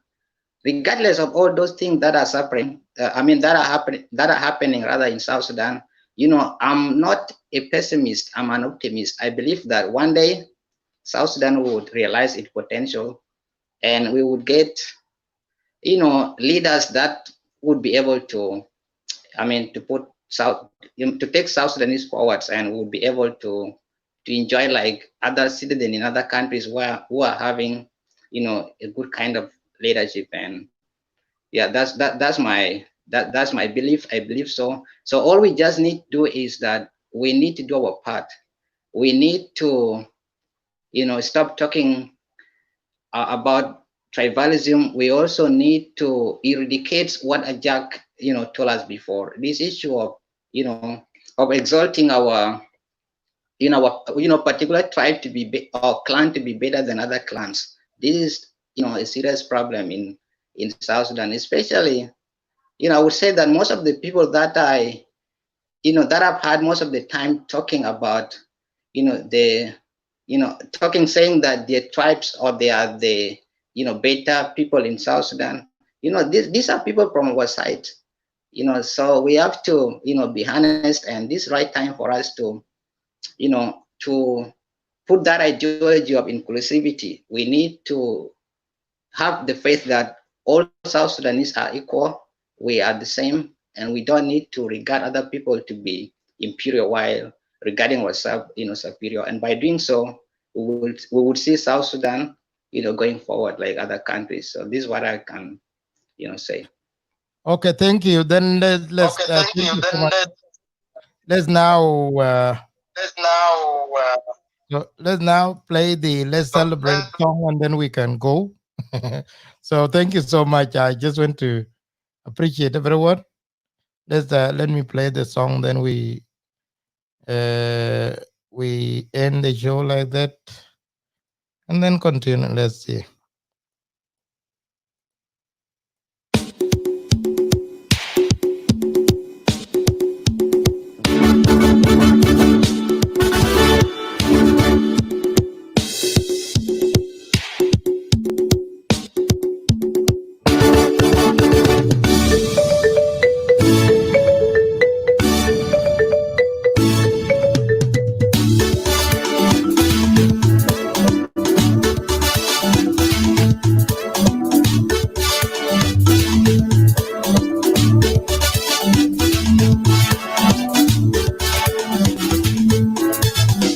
Sabaya, she Mr. Lakala, I'm a lot of difficult. Salaya, Shani Gani Fibele, Alatani Mabikore, Iamba, what a Duglan and Nukara, Iamba, Duglan and Nukara, Anabinati, Yantek Benati Kerleme, Bule Halima, the Jumbo, Nadi, Yawaragana, Keji, Ashana celebrate. Julio, Kalina celebrate. Ashana celebrate. Julio, Kalina celebrate. Yuma, Darin Medisavia, Permil Kabir. Yuma, Medisavia, Permil Kabir. Nadi, Ladu, Benadi. Let me just Charles. I want to correct somebody here. I want to Charles, South Sudan multicultural country channel. Ana shifta gibel kore malu. Bisura. شكرا لانسى لتشارلز ده شغل ده شغل Ara dar gulo. Ara ya Charles. Ita guta nina gallery to one tribe. Can you listen to what they are contributing, what they are saying? It is borderless. Al kalamon gada gulde. Wita gibel fisura betagi kuti gibel tagi kore malu. Yeah, ita ligidu zaman bitana kalaska ita kan ma fi mini gibel ma ita kan ma fata group fi Canada yala asa ita bi jal ligidu zaman bitak ana bijibu ita yom tani salam ma fi zaman tani asa ande nina dari namchi num asma dis guna bita aja de asma guna bita Emmanuel Kembe.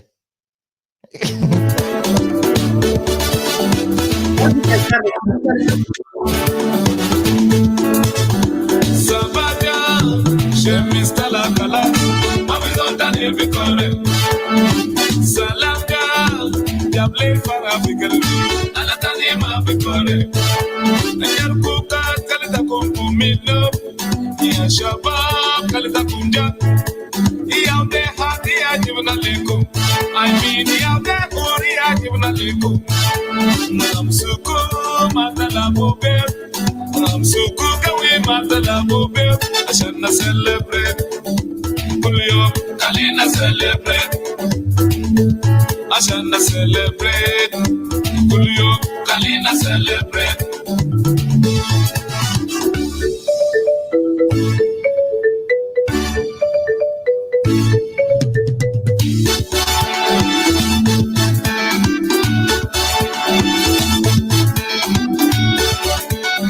Bye bye guys. Nagabel yomatani. Shukran. Bye bye.